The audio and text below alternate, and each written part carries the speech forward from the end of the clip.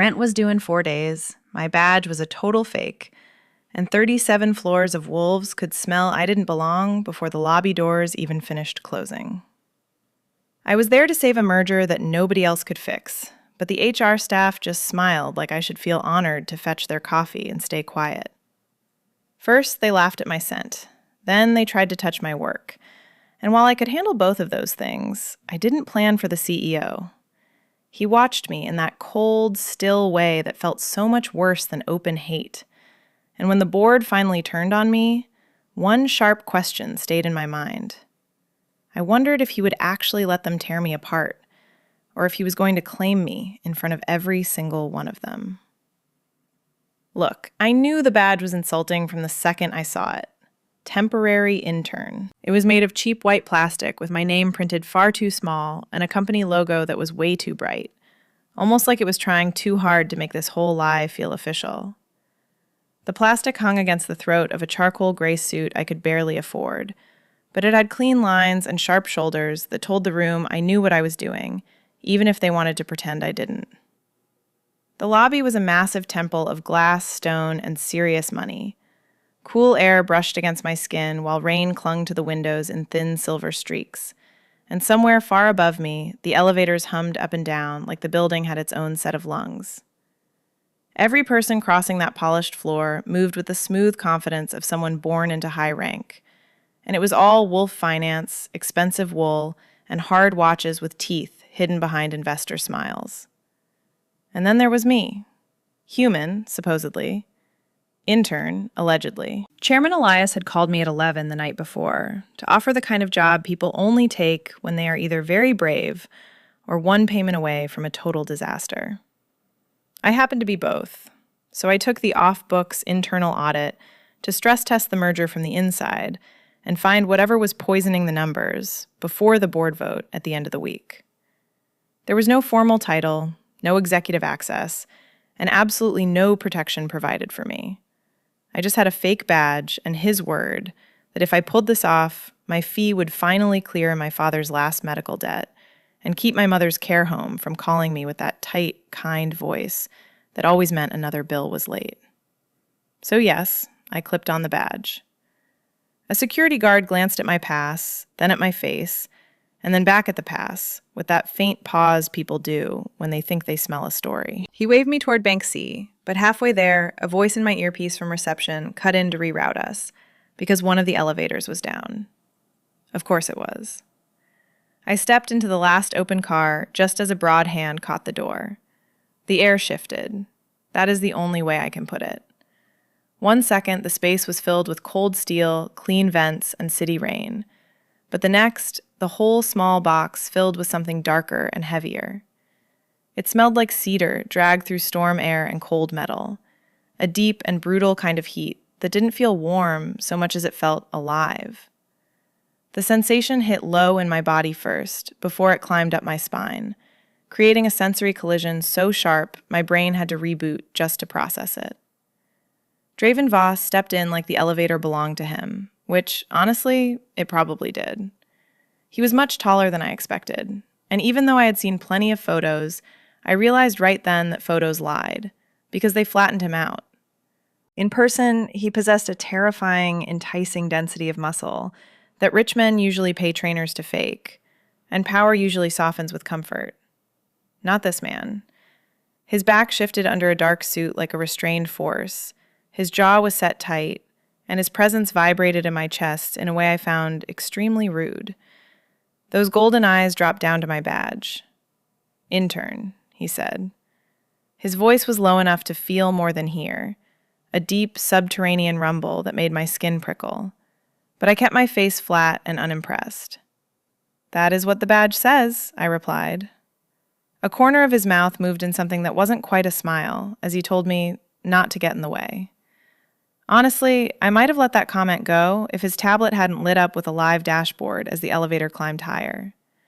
I saw the forecast model, the debt rollover assumptions, and a regional consolidation graph with one glaring error pulsing in the margin like a flare. "Your East Corridor attrition line is doubled," I said. His eyes cut straight to me. I just nodded at the screen and told him that his carryover formula was stacking 2 labor loss assumptions, which meant if he presented that to the board, his synergy target would inflate by 8.4%, and legal would have a stroke. For one clean second, nothing moved in that car but the floor count ticking upward. Then he looked down, thumbed the screen, and found the mistake I was talking about. I watched the exact moment he realized I was right, and his stare came back harder this time. But it wasn't dismissive anymore.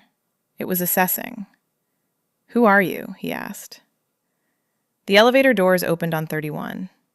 "Just the intern," I said, and I stepped out into the hallway before he had a chance to stop me. My pulse was way too loud, and my palms were damp, and I absolutely hated the fact that he had noticed me at all.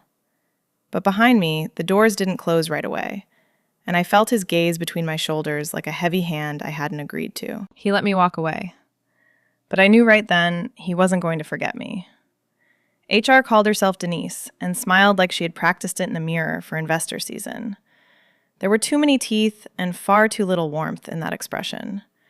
She wore cream silk with a gold chain at her throat, paired with the kind of heels that made no sound on the stone floors, which felt like a tactical advantage. She led me across the trading floor with one hand hovering near my back, acting more like she was guiding a high-level guest than escorting a potential problem to her desk. Investor strategy sat in an open glass grid 3 floors below the executive level, filled with pale oak desks and clean screens. The walls were clear enough to let everyone monitor everyone else. Corner pods went to the senior wolves, while the inner rows were reserved for analysts. Humans, contractors, and anyone the company wanted visible but not safe got the edge desks near the printers, where every mistake happened in public. My badge took me exactly where I expected it to. Denise kept talking as we walked, hitting fast little points about culture, excellence, and collaboration. It was the usual polished nonsense, but every time we passed a desk, I felt heads turn just enough for nostrils to flare and eyes to narrow. The air kept doing that subtle pressure drop thing, feeling like a storm was trying to force its way into the building. The comments about my scent started before I even had a chance to sit down. A man near legal muttered something about toner, but another voice softly corrected him, saying it was just paper and rain. A woman laughed into her coffee and remarked that there was something blank about it, and that was the one that actually landed. I kept walking, because when people think you are beneath them, they get lazy fast. Their mouths loosen and their fear leaks through the cracks, allowing me to see the structure of the floor the way an architect sees a blueprint. I could tell who got deferred to without speaking, and who overperformed confidence because they were shaky underneath. Some watched Denise for social cues before reacting, which meant she mattered more than her title suggested. Others kept glancing toward a glass office at the far end where no one sat, proving that authority in this place traveled long before the body did. Then I met Serena Vale. She stood when Denise brought me over, moving as smooth as a knife leaving a velvet sheath. She was tall and dark blonde, with a perfect suit and a mouth set in a line so neat it looked painted on. She was beautiful in that expensive, disciplined way that makes lesser people crave approval, while smarter people start checking for the exits. Denise introduced me as temporary support for the week, but Serena just repeated the word support while her eyes dropped to my intern badge. Her scent rolled over the desk in a cool floral layer with steel hidden underneath. It was controlled and mean, and the fact that it wasn't loud somehow made the sensation worse. She offered her hand like it was a test, and when I took it, her grip tightened for half a beat too long. She told me they would keep expectations realistic, so I smiled back and said I loved realistic expectations because they make it much easier to exceed them. That earned me the smallest pause. Denise pretended not to notice and vanished with corporate speed, leaving me at the edge desk nearest the noisy printers. Serena handed me a login sheet, a floor map, and a stack of briefing books thick enough to stun a moose. My instructions were to reconcile debt assumptions against the merger model and flag formatting issues, but I wasn't allowed to make edits without approval. I asked if she wanted the model fixed or just alphabetized if anyone asked, which made the analyst beside me make a choking sound into his monitor. Serena's gaze snapped to him before landing back on me, telling me to just do the support work. So I sat down. The desk was smaller than the others, the chair pinched my hips, and the screen calibration was a shade too cool. Somebody had left a dried ring from a coffee cup on the surface and hadn't bothered to wipe it away. I clocked all these petty little rank signals and opened the files, and that's when I saw it. It wasn't just one error. It was a clear pattern. I found a debt bridge tab with stale assumptions and a liability schedule that didn't match the legal disclosures. Shipping forecasts were padded in one region and carved thin in another, and none of it was sloppy enough to be simple incompetence. It was too neat and too distributed, looking like someone had walked through the model with polished shoes and a sharp blade to cut tiny tendons one by one. I stayed quiet because I needed proof first and pride later. Around me, the floor buzzed with the sound of keyboards and phones, while the air smelled like coffee, paper, and wolf. Every now and then, I felt eyes on me, measuring me, and waiting for the human intern to flinch or prove she was just decoration. Instead, I started taking notes. If they thought I was small, that was fine by me. Small things are the only ones that can fit inside the cracks. By 8:10, Serena had built me a work pile so stupid it looped back around to being deliberate. I had to print binders, clean the data room, and recheck treasury polls, while also updating meeting packets and fixing footnotes. She said it all in that calm, polished voice people use when they want cruelty to sound like a standard business process. The stack on my desk kept growing, with spreadsheets, markups, and scans that had crooked margins. It was less a task list and more a trap built out of admin work and plausible deniability. Honestly, chaos has a specific smell of hot toner, stale stress sweat, and cheap citrus cleaner trying to hide a sense of panic. I made 3 piles, opened 6 screens, and started cutting through the mess. The binder tabs were wrong, and the meeting packet had old legal language buried on page 43. Treasury had duplicated a liability entry under 2 vendor shells, which made the short-term exposure look smaller than it actually was. It wasn't a huge discrepancy, but it was just enough to slip past a tired reviewer. And that realization made my skin go cold.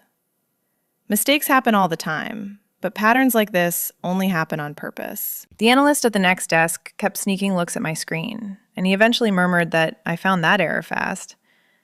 I didn't look up, simply telling him it was lazy work. His mouth twitched like he wanted to laugh but valued his life, and he noted that Serena doesn't usually give lazy work to people she likes. I told him it was a good thing I didn't need her to like me, which got a quiet snort out of him before he ducked back to his monitor. By 9 o'clock, I had rebuilt half the prep file and flagged 3 compliance gaps. I also mapped a missing signature chain that ran through procurement and into legal review, creating a clean little trail. It was actually too clean, looking like somebody had been sanding fingerprints off this project for weeks. Then Serena appeared beside my desk with the scent of cold flowers and absolute control. She told me to bring my notes to conference room 6 and warned me not to speak. I grabbed the revised deck and followed her into a room made of glass walls and soft gray chairs. It was the kind of space designed to make ugly decisions look expensive, and it was already occupied by 6 directors and 2 VPs. One legal observer was already sweating through his collar, while the screens lit up blue across the far wall. The city hung behind them in heavy sheets of rain, as Serena took the lead at the table like she'd invented numbers herself. She opened the deck and started talking about synergy targets and labor smoothing. Slide by slide, I watched my fixes come out of her mouth, as if they had grown there naturally. I sat along the wall and took notes while counting heartbeats, until she hit the revised liability schedule I had corrected. She told the room the exposure was well within the threshold, and that's when I raised my hand. The room stilled in that tiny, irritated way power does when the furniture starts to move. Serena didn't even turn her head when she acknowledged me, so I asked why the vendor carry chain still broke at Archer Fulfillment after the 3rd quarter. The room went silent for a beat, before a director frowned and asked what break I was talking about. I kept my voice mild as I explained that while the duplicate liabilities were corrected, the compliance signatures downstream were not.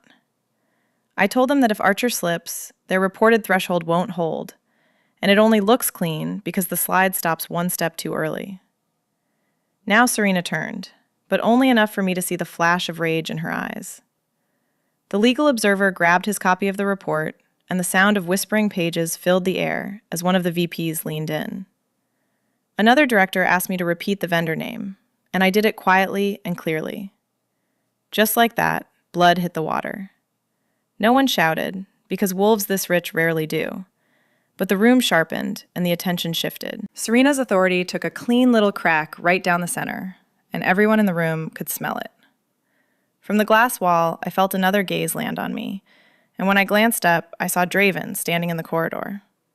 He had one hand in his pocket and held a tablet at his side, standing perfectly still while the rain-striped light cut across his shoulders. His face gave me nothing, but his stare was fixed on me with that same hard stillness I remembered from the elevator. It was cold and too intent, making my stomach tighten in a way I didn't exactly enjoy. I thought of my father's bills stacked in a brick on my kitchen counter, and my mother's care invoice that was due by Monday. Debt collectors always sounded so bored when they ruined your day, and that thought gave me the strength to hold Serena's stare. I told her I could pull the full chain if she liked, and nobody laughed at my scent after that. Serena smiled at me, which was actually much worse than her anger. Drop a comment telling me where the pack is howling from tonight. By 11:30, the office floor had decided exactly what to do with me. They weren't going to fire me, at least not yet, because that would imply I actually mattered to the hierarchy. Instead, I got the corporate version of a pack circling, where the smiles were too bright and the voices stayed unnaturally light. A joke here and a pointed pause there were just enough to let me know the room had shifted, and I was now the primary source of entertainment. I headed for the break room to grab some coffee, because my hands were steady and I wanted to keep them that way.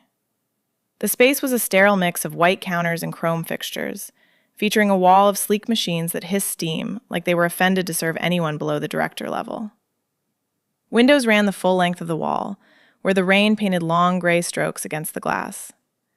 3 women were already inside when I walked in. I recognized 2 from strategy and 1 from compliance, and they were all wolves who carried themselves with a polished, terrifying perfection. Their clothes fit too well, and their posture was too straight, with expensive perfume layered over their pack scents like a series of fragrant lies. One woman leaned against the counter, stirring oat milk into her cup like she was filming an ad, while another sat on the edge of the table with a gaze that was both lazy and incredibly sharp. The third didn't even bother pretending she wasn't watching my every move. The silence stretched out between us. Then the woman on the table finally smiled and asked if I was the intern who made Serena lose her place in the slide deck. I ignored her and set my paper cup under the machine, watching as the dark coffee began to stream down in a thin, fragrant line. I think Serena managed to lose her own place, I told her, and I was just the one who pointed at it. A soft laugh followed my comment, but there wasn't a hint of kindness in it. The girl from compliance tipped her head and called me bold, noting that humans usually try their best not to draw any notice. I looked at her and said that usually, people with bad numbers just hope that nobody in the room knows how to read. That hit the mark, and I could hear the tiny catch of breath from across the room just before the coffee machine clicked off. The woman with the oat milk took a slow sip and remarked that it wasn't the numbers, but rather the smell of something so flat in the room. The one on the table added that it was odd, describing my presence as something that felt like static. I turned around with the warm cup in my hand and took a moment to look at each of them in order. I addressed the first one as Mira and mentioned that her Q2 vendor review was still missing 2 foreign risk attachments. Her mouth tightened instantly. Then I turned to Tess from compliance and told her she'd signed off on a trigger schedule yesterday that still carried the old debt timing. I suggested she might want to fix that before legal sent out a notice. Then I turned my attention to the woman on the table.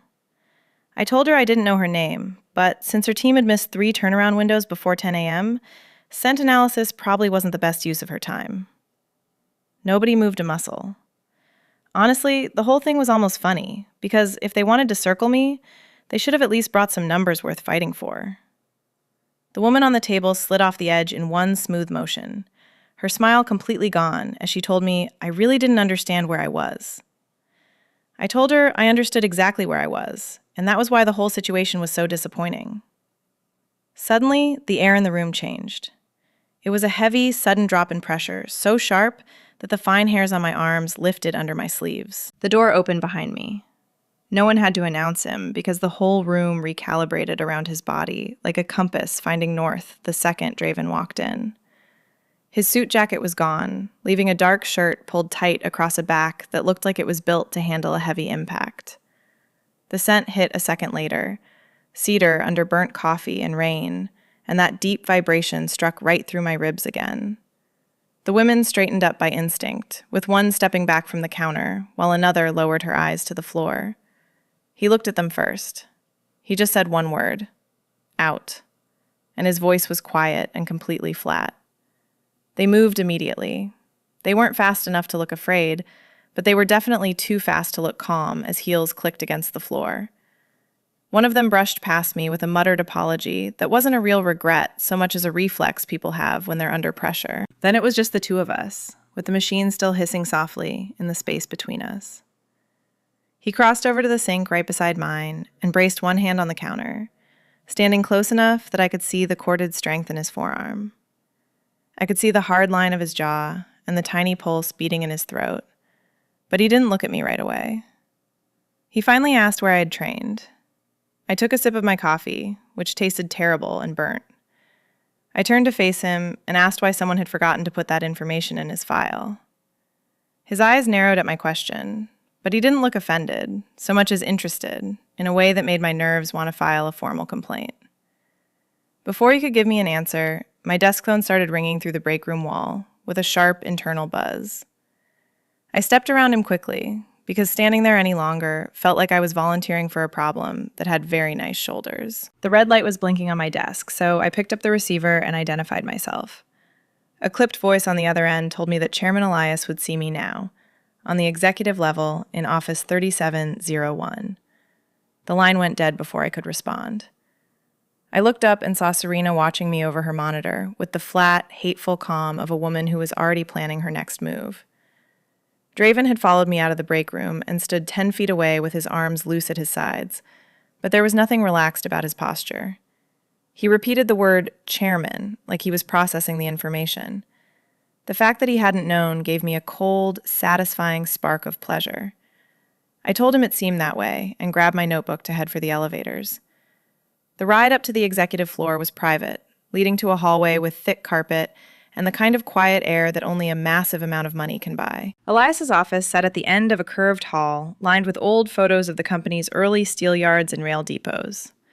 There were pictures of human men in caps and wolf men in overcoats, along with women holding ledgers who looked completely exhausted. It was a legacy that had been framed and cleaned up for the guests. His assistant let me inside without saying a single word. Chairman Elias Voss was decades older than Draven, and somehow even harder to read, with his silver temples and lean build. He didn't put on any obvious show of alpha force, which only served to make the room feel much more dangerous than it already was. He sat behind a wide oak desk, while the city spread out behind him in the wet, gray light of the afternoon. He told me to sit down.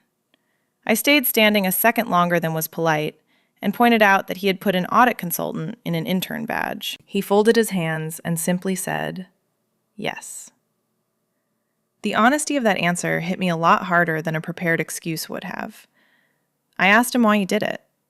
He told me he needed the truth instead of a performance, explaining that if he'd sent me in with a real rank, every ambitious person in the building would have hidden their claws. He needed to know who would steal or rush to bury their flaws once a smart human woman got close enough to smell the trouble. I let out a short laugh that didn't have any humor in it and asked if I was just bait. He told me I was a test, and so far, I had been a very effective one. My grip tightened on my notebook as I told him that if I wanted to be publicly degraded by people in expensive knitwear, I could have stayed in healthcare billing.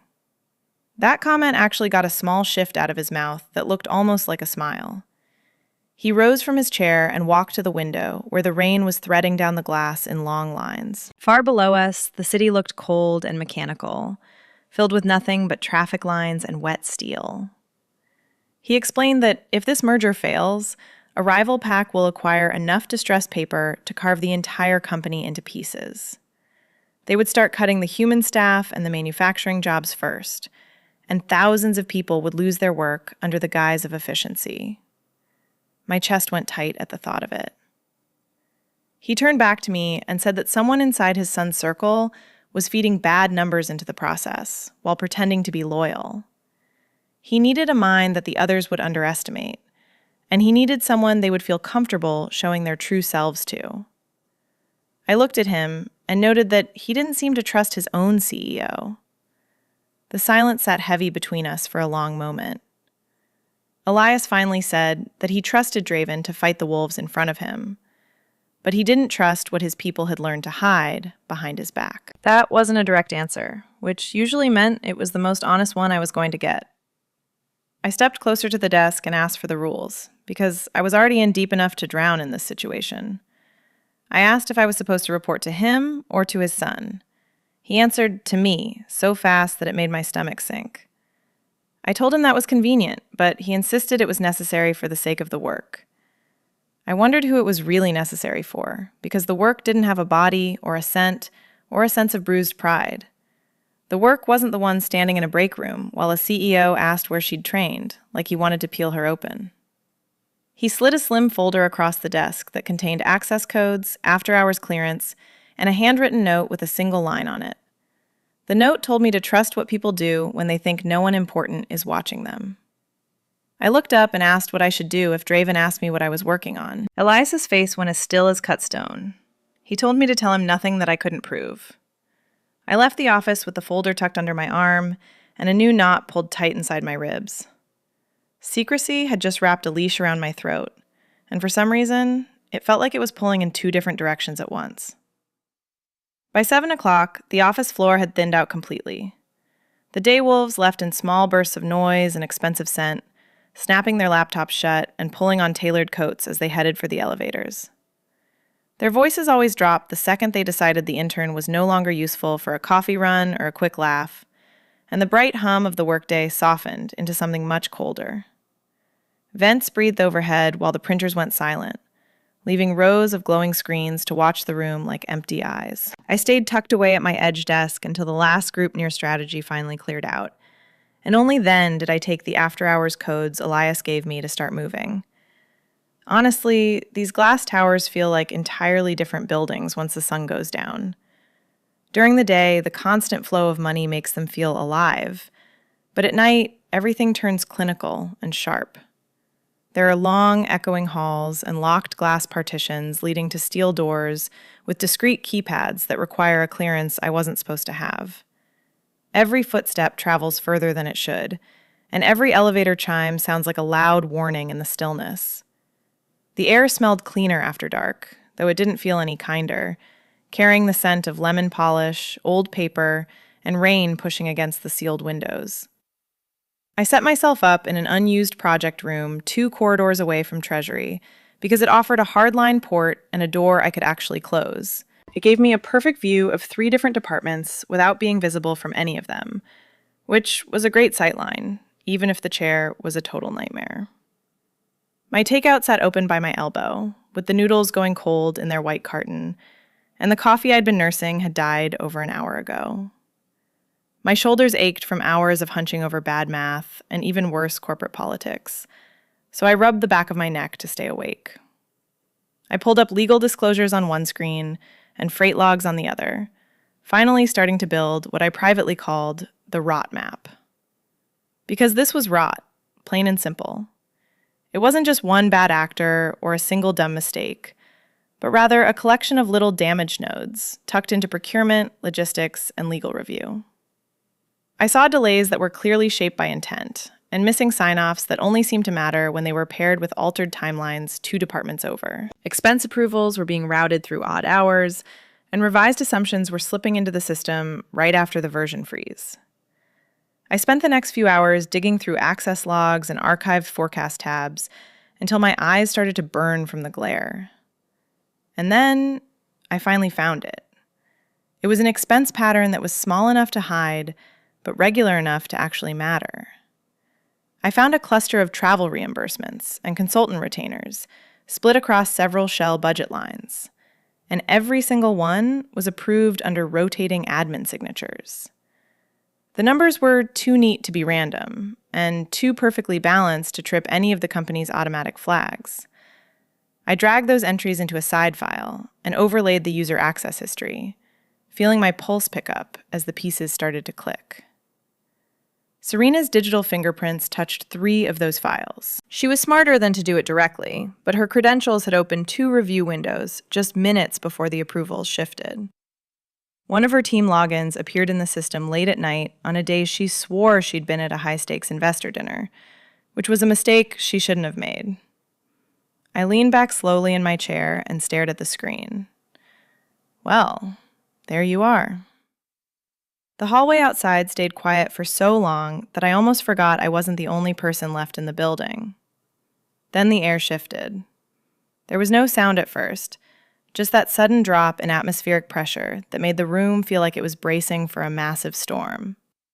My skin went tight under my blouse, and a second later, I heard footsteps passing by the glass. They were slow, heavy, and perfectly controlled. Draven. I didn't even need to look up to know it was him, because his scent reached the room long before he did. It was cedar and storm-cold air threaded through clean steel, a brutal vibration that slid under my thoughts and made my body pay attention. He passed the door once without stopping, but my fingers froze over the keys anyway as I waited for him to disappear. I kept my eyes locked on the spreadsheet and forced myself to keep breathing, while he moved beyond the frame and paused somewhere down the corridor. He wasn't pacing, he was just standing there, and his presence made the entire empty floor feel much smaller than it was. My brain offered several useful thoughts, but none of them were actually helpful in the moment. He knew I was here, he knew I wasn't doing intern work, and he had to know Elias had put me somewhere I didn't belong. Yet he still said nothing. A minute later, his heavy steps resumed and faded away toward the executive wing. Only then did my lungs finally start acting normal again. I looked down at my cheap, tragic noodles and let out a quiet laugh under my breath. If this firm wanted me to act like prey, they had definitely picked the wrong woman for the job. Prey hides. I made copies. By 9:20, I had mirrored the entire expense file and tagged Serena's access trail to build a shadow index of every mismatch I could prove. My eyes stung and my wrist ached, and outside, the rain was striking the windows in soft, rhythmic bursts. The building had emptied out completely, which meant everyone still inside mattered more now and was far more dangerous than they were at noon. At 9:31, I finally gave up on pretending I could still see the numbers on the screen. I saved 3 separate copies of the file, sending one to an encrypted dead drop Elias had set up, and tucking the others onto separate drives. Trust was getting expensive in this building, so I shut my laptop and headed for the elevator with my coat over my arm and my nerves worn thin. The hallway was almost black now, lit only by those low, expensive lights meant to calm executives while unsettling everyone else. My heels tapped across the stone floor, and far below, in the guts of the building, the heavy machinery hummed like a sleeping animal. The elevator doors opened the second I hit the button, and there he was. Draven was standing inside, alone, with one hand in his pocket and his tie loosened just enough to look human. His dark hair was slightly out of place for the first time all day, making him look less polished and somehow more real. His shirt strained across the massive width of his shoulders, and his face had that carved, tired severity of a man who spent his life holding the world still by force. I almost stepped back to wait for the next car. He saw the hesitation, of course, and his voice was a low rumble when he finally spoke. "Intern," he said. "CEO," I replied, stepping into the car because I refused to let a piece of vertical transportation bully me. The doors slid shut, and silence dropped over us like a heavy blanket. The elevator was bigger than the one I'd taken this morning, but it felt tiny with him standing there. There was no HR buffer or office noise to distract me, just brushed steel and the faint hum of our descent. His scent was spreading through the cold air in slow, heavy waves of cedar and cold metal that vibrated in my chest like distant thunder. He looked at the digital screen above the door and noted it was a late night for support staff. I told him it was a late night for men who let support staff fix their financial models, and that finally brought his eyes to mine. "You found more." It wasn't a question, so I just folded my coat tighter over my arm and told him that maybe I just enjoy spreadsheets. He countered that no one enjoys spreadsheets that much, and I told him he should speak for himself. A rough sound left him that wasn't quite a laugh, but it was close enough to be unsettling in the quiet car. The car dropped 3 floors, and then the lights cut out. The jolt hit us first, and it was violent enough to wrench the breath right out of my lungs. The elevator shuddered and stopped so fast that my knees knocked against the side rail before the emergency strips blinked on. They washed the car in a thin red light that made his face look severe and strange in the shadows. For one stupid second, my body reacted before my mind could catch up, sending my pulse sprinting as my throat went tight. Draven moved instantly. His hand slammed into the wall beside my head just before a second jolt tried to throw me sideways. Metal rang under his palm as his other arm came across my waist to brace me, acting as a wall of corded strength between me and the control panel. The silence that followed was absolute and heavy, and I became aware of everything all at once. I felt the cold steel at my back and the heat of his body just a breath away. I watched his chest rise and fall, much slower than mine, and the scent of him was intoxicating in the trapped air. He asked if I was okay, and I swallowed hard before telling him I was fine. "You're not," he said. I told him I was trapped in a steel box with a man who thinks control is a personality trait, so he should probably define what fine looks like. His mouth twitched at that, and he pointed out he was just trying to make sure I didn't crack my skull open on the way down. I tipped my head back against the wall and finally looked up at him, telling him he smelled like stress. He told me I did too. I looked him in the eye and said I fear incompetence much more than I fear any alpha, and I felt that statement land in the stillness between us. His gaze dropped to my throat like he was listening to my pulse with his eyes, and when he spoke again, his voice had gone rough. He told me my scent didn't read as human. My spine stiffened immediately, but he didn't move away, explaining that it confused his instincts. He said it was like his wolf kept reaching for a file that wasn't there, and I kept my voice cold as I told him that whatever he smelled was none of his business. Something changed in his face then, something tighter and more honest than the mask he wore during the day. The car groaned and the lights flashed back to life as the elevator lurched back into motion. His arm left my waist first, and his hand came off the wall a second later, but the air between us stayed hot and charged. He stepped back like the movement actually cost him something, and I did the same. When the doors finally opened on the lobby, neither of us moved for one beat too long. Then I walked out into the night without looking back, even though my pulse kept his rhythm all the way to the street.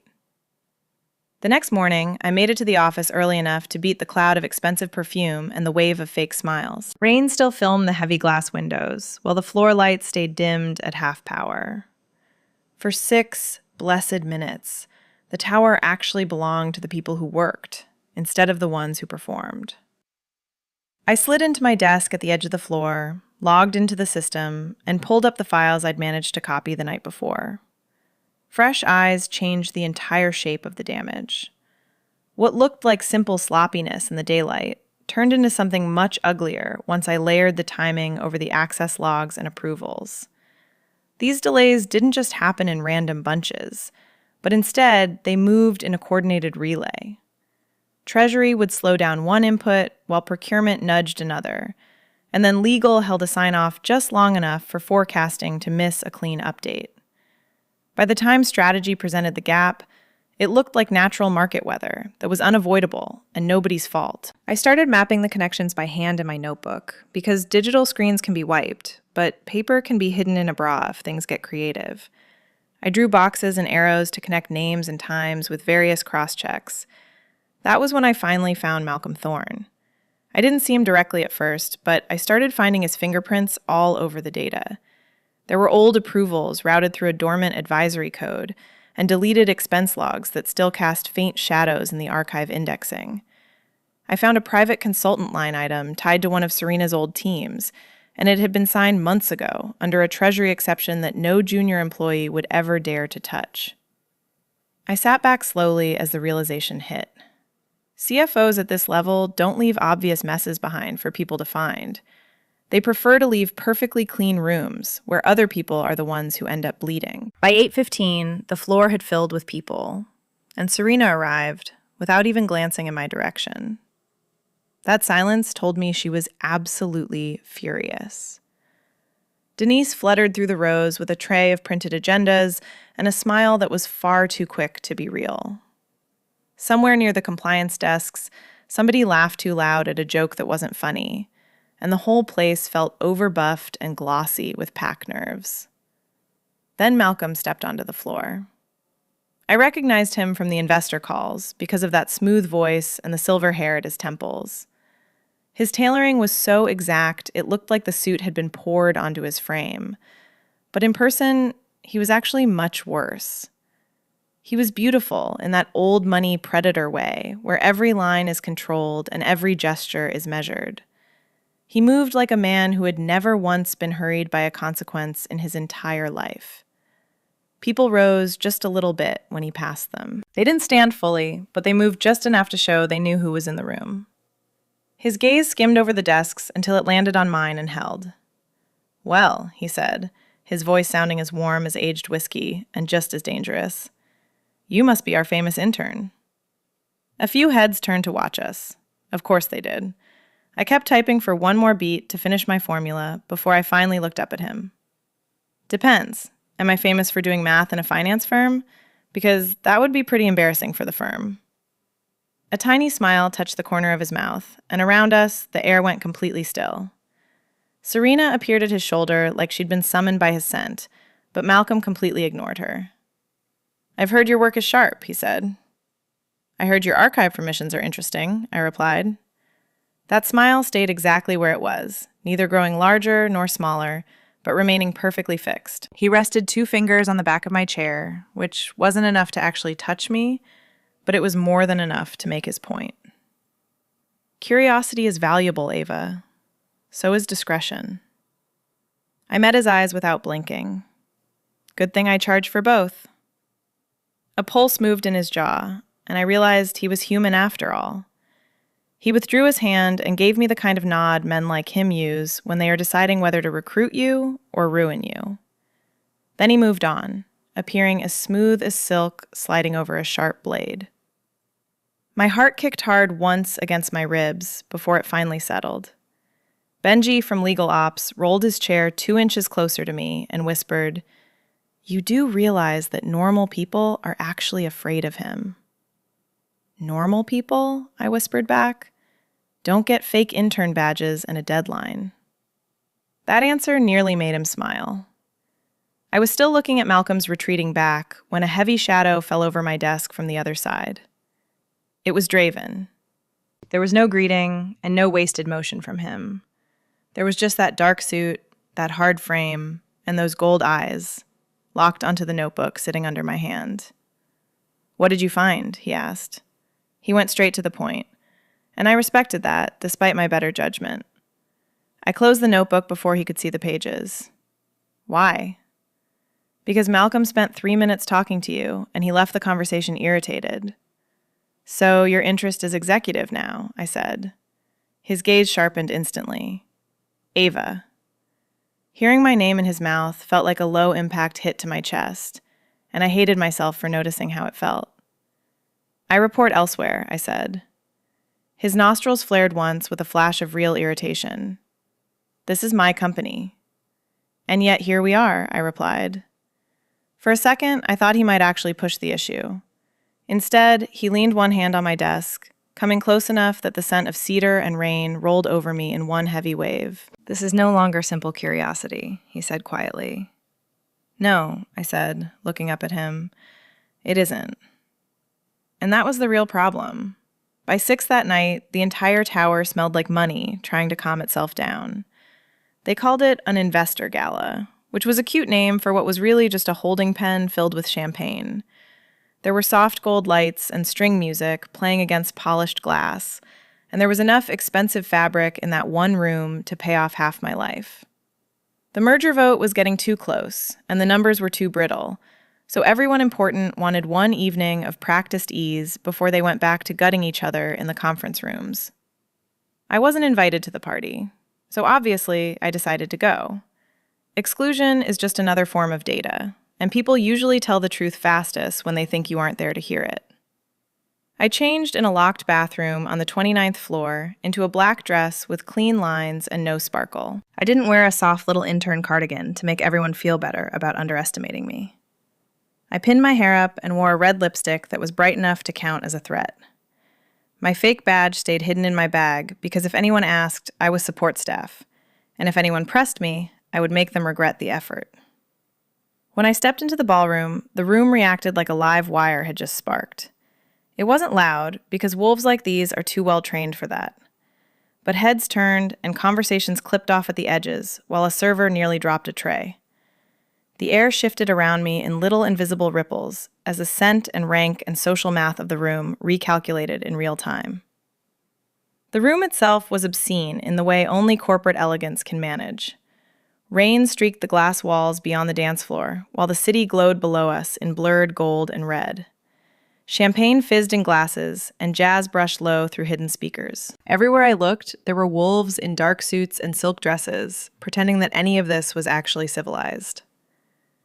Benji caught my eye near the bar and gave me a quick once-over.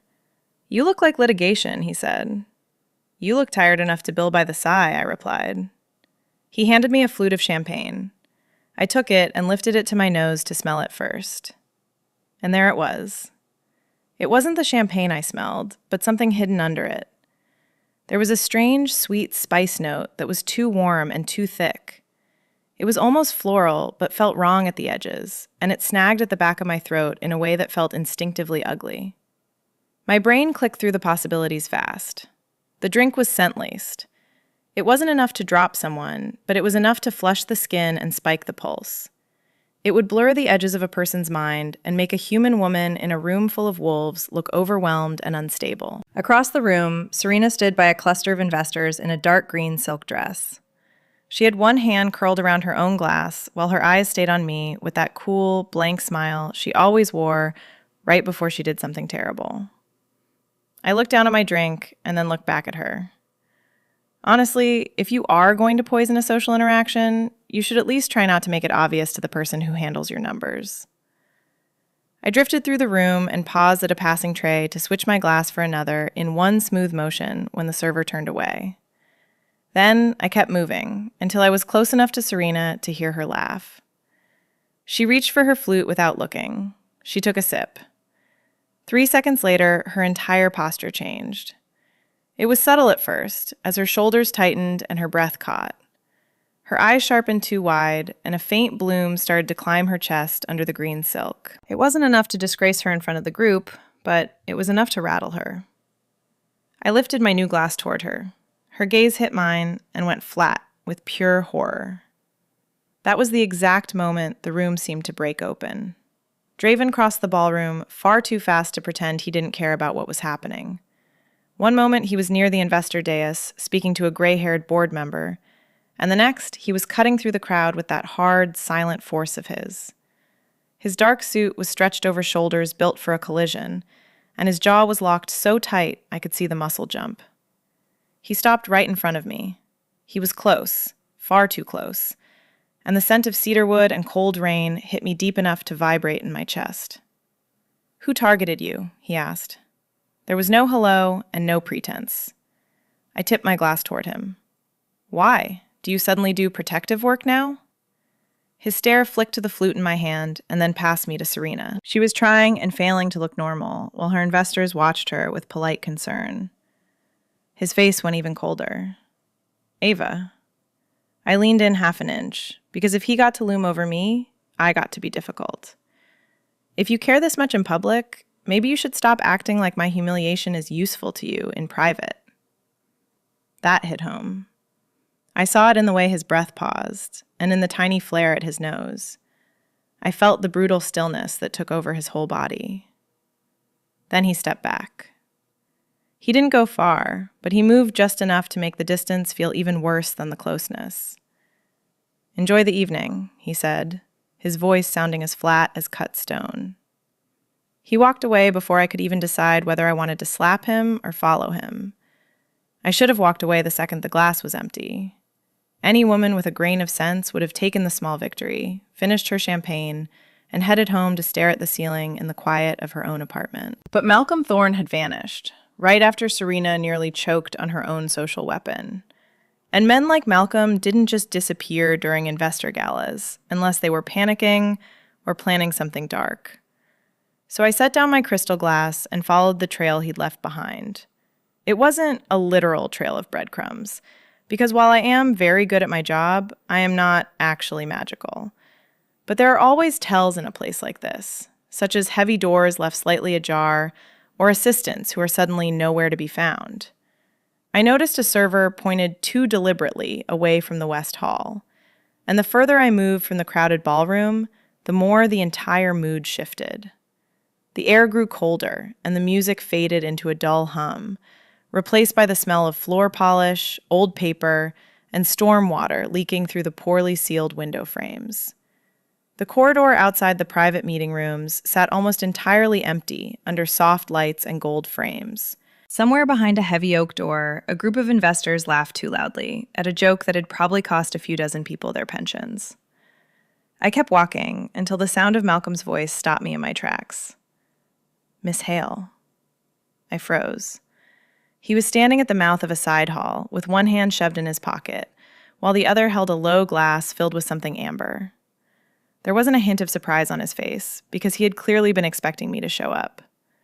His tie remained perfectly straight, and his silver hair was still smooth, making him look like a portrait of power that someone had specifically taught how to bite.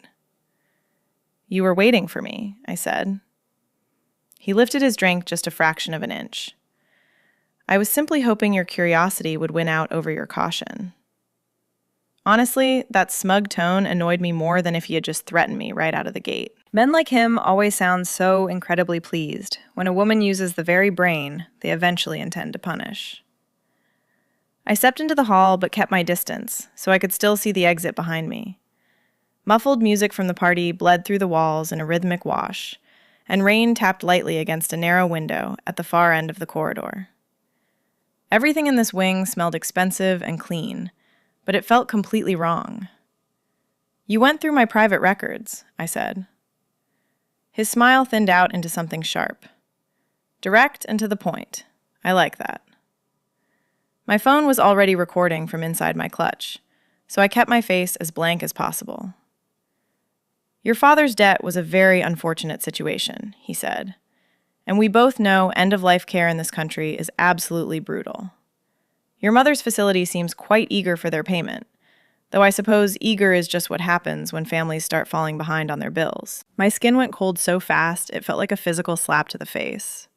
"You went through my entire life. I was simply reviewing risk," he replied. "That is what I do for this company." Risk was a cute little word for him to use, and it certainly sounded much better than violation or extortion. He took a slow, deliberate sip of his drink. "You are an intelligent woman, Ava, and you are clearly much more than this temporary role suggests. It would be a real shame if financial strain pushed you into making desperate decisions at exactly the wrong moment." There it was, the almost threat, wrapped in silk and hiding a blade. I tilted my head to the side. "Are you trying to warn me, or are you trying to recruit me?" His gaze dropped down to my mouth for half a heartbeat before rising back to my eyes. "I am advising you, because this company only survives because the wolves understand the importance of order. Humans tend to do very well in this environment when they attach themselves to the right people, and a shield can be a very comfortable thing to have." Benji's voice from earlier today slid back into my mind, reminding me that shields always come with heavy chains attached. I flashed a smile that was small and mean. I've always preferred open doors to gilded cages. For the first time all night, Malcolm's calm expression slipped just a tiny fraction. "You should be much more careful with your metaphors when you don't actually understand the building you're standing in. And you should be much more careful with your interns," I shot back, "because we tend to read things we aren't supposed to see." The silence between us tightened like a pulled wire. Then I heard a soft step sound on the carpet behind me. I didn't jump, even though every instinct I had told me to. Benji was standing at the corner, holding 2 empty glasses, and wearing the exhausted face of a man who knew he had walked right into a terrible idea. He looked from me to Malcolm, and somehow managed to sound completely bored with the entire situation. "There you are," he said. "Denise is looking for the updated investor packet, and if I have to hear one more person misuse the word synergy tonight, I might actually start eating paper. Malcolm's expression smoothed out instantly, performing a magic trick where he turned from a monster back into a gentleman in under a second. "Of course," he said. "Miss Hale." He moved past us, walking close enough that his shoulder nearly brushed against mine without actually making contact. He wanted to make sure I knew he could have touched me if he wanted to, and his cologne smelled expensive and completely bloodless. Once he was finally gone, the air in the hallway felt much easier to breathe. Benji exhaled a long breath through his nose. "So, did you two have a fun little chat?" I checked my phone inside the clutch to make sure the recording was still running. "He knows about my debt," I said. Benji's face changed, but it wasn't shock I saw there. It was something much worse. It was recognition. "Yeah," he said quietly, "because that is exactly how they do things here. They find the crack in your life, and then they call it structure." I looked back toward the ballroom doors, where the music was swelling and the laughter rose as if nothing ugly had happened at all. Draven called me into his office at 8:42 the next night, right when I had almost convinced myself he would keep pretending that distance was a valid strategy. The message he sent was short. "Office. Now." Honestly, men like him always think that being brief makes them seem less dramatic, but it actually does the exact opposite. It just means they are outsourcing all the tension to the person on the receiving end. His office sat high above the rain line, filled with glass and dark oak, and the kind of heavy silence that made you lower your voice without even meaning to. City lights blurred beyond the massive windows in streaks of wet gold, and the room was filled with leather chairs and steel shelving. A decanter sat untouched on the sideboard, and the whole space smelled like storm weather trapped inside of money. And it smelled like him. Cedarwood, cold rain, and iron. I felt the deep, rough vibration of his body hitting the air before he even spoke a word to me. He was standing by the window with his sleeves rolled up once to reveal his bare forearms, and with his tie gone and top button open, he looked more dangerous than casual. His large frame held tension like a loaded bridge, a piece of beautiful engineering that was only one bad crack away from a total collapse. "You took your time getting here," he said. I shut the heavy door behind me. "You summoned me like a mob boss, and I wanted to be punctual without looking too eager." That almost earned me a smile, but not quite. He crossed the room to his desk and tapped a tablet screen to bring up 3 specific files. I saw access logs, treasury variances, and a flagged routing trail that I recognized immediately from my own private notes. My pulse skipped a beat. "You've been tracking this too," I said. "I've been watching it for weeks." I looked at him hard, trying to read his expression. "Then why is Malcolm still walking around this building in a custom suit?" "He's still here because half the board thinks he's the safest pair of hands in the company," he explained. "The other half just wants this merger to stay clean enough that they can ignore whatever smells wrong until after the final vote is cast." I moved closer to the desk while the city glowed under us, blurred by the constant rain. "So you know there's sabotage happening, but you can't actually move against him without proof that can survive the internal politics." His gaze locked onto mine. "Exactly." That should have made me feel better about the situation. Instead, something much heavier settled in my chest, because it meant he had seen the rot and still let me walk through it wearing an intern badge like a bright little target. He must have seen some of that realization on my face because his jaw tightened. "Your work is cleaner than half of my director's work combined," he said, "and you are significantly faster, too." I blinked in surprise because praise from a man like him felt strange and far too direct. It felt earned, which was actually much worse than simple flirting. "You should probably tell your directors that," I said. "I am telling you." The silence that followed was not soft at all. It pressed against me while the rain ticked against the glass, and an elevator chimed somewhere low in the building. I set my notebook down on the desk, but kept my hand resting on the cover. Elias put me in that position as bait. I know he did. The words hit me like a bucket of ice water. "You knew." His nostrils flared once. "I knew you were misranked from the start, but I did not know the exact shape of my father's plan until you were already inside the building. And you just let it play out anyway. If I had stepped in too early, everyone hiding behind the merger would have locked down their positions, he said. We would have lost the guilty parties and kept all the damage. I let out a sharp, low laugh. That is a very elegant way of saying, you watched me get chewed on because it served your case. His face went completely still. Yes. There it was.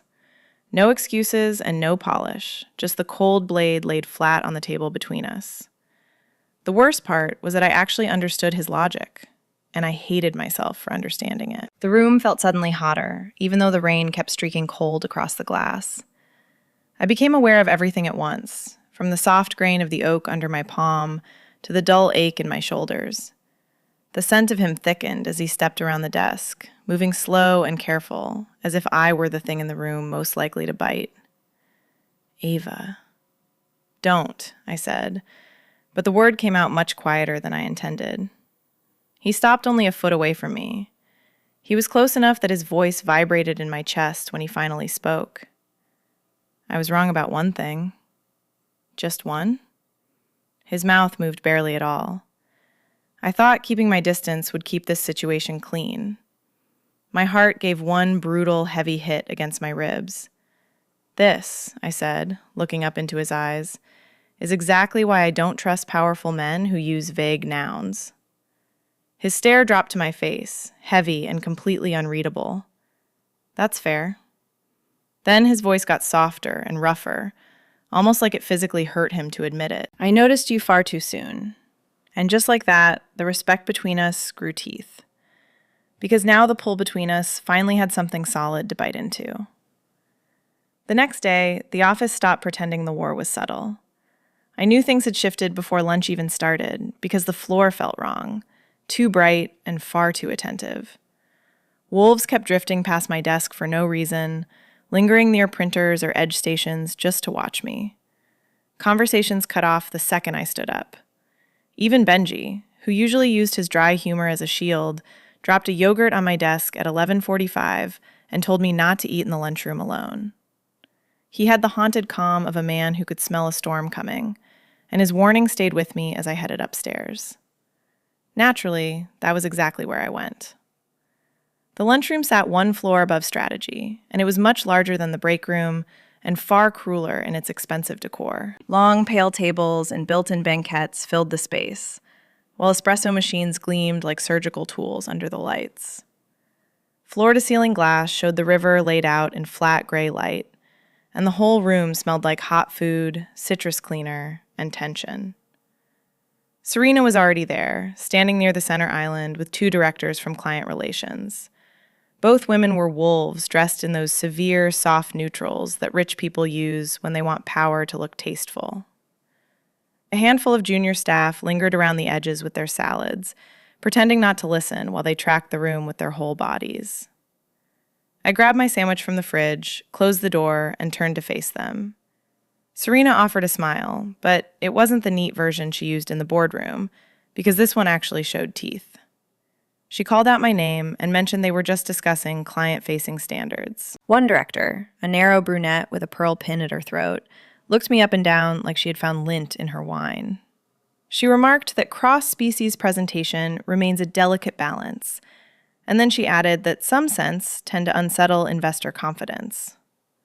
The other director lifted her fork and noted that this was especially true in enclosed spaces.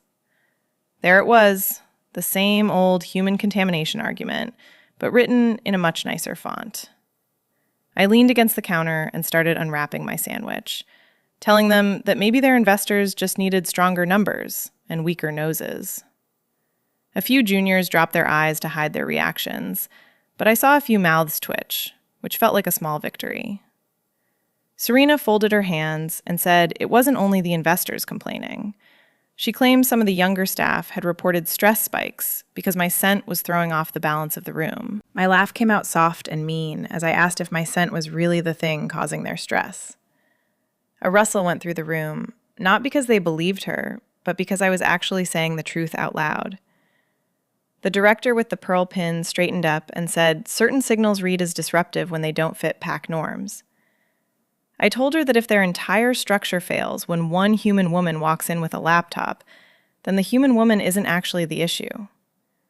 Serena's eyes cooled instantly, and she told me I was mistaking tolerance for equality. I took a bite of my sandwich, mostly because pettiness felt like a necessary vitamin, and told her she was mistaking comfort for competence.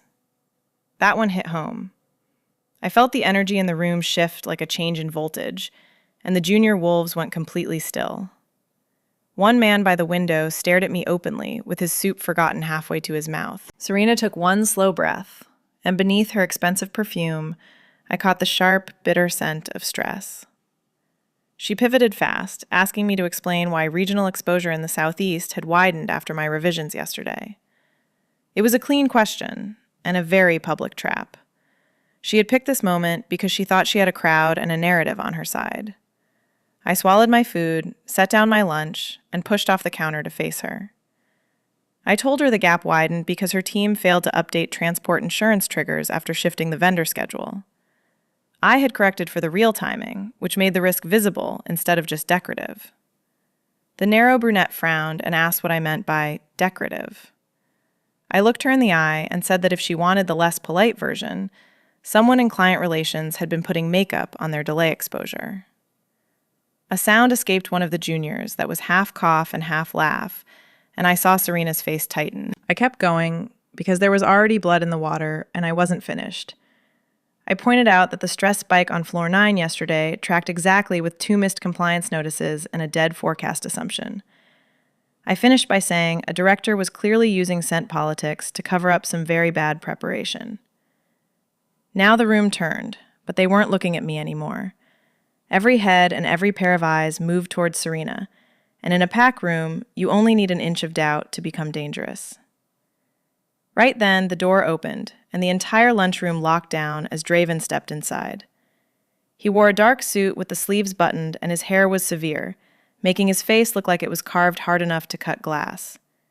He didn't need to raise his voice, because the air shifted around him in one heavy drop, hitting the room like a closing fist of cedar and iron. He looked at Serena first, then the directors, and finally at me. I was still standing by the counter, with my pulse hammering much harder than I liked. He told me to continue, and he wasn't looking at anyone else.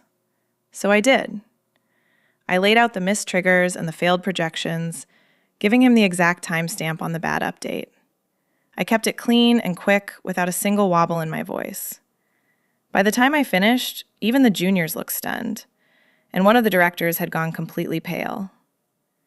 Serena held herself very still, which, on a woman like her, was the equivalent of panic wrapped in silk. Draven let the silence sit until it actually started to hurt. Then he told all 3 of them to head to a compliance review immediately. Nobody argued with him. They moved past him one by one, trailing scent and anger and the sting of wounded rank. Serena paused at the door just long enough to give me a look that promised future violence. When the room finally cleared, I reached for my sandwich again. I told him he seemed to enjoy arriving once the knife was already in, and I saw him flinch. It was a small, real reaction, and because of that, the wound between us finally felt honest. By 4 that afternoon, the entire floor had the brittle feel of a building trying to hide smoke in the walls. Serena was gone for her compliance review, and the 2 client directors had vanished right along with her.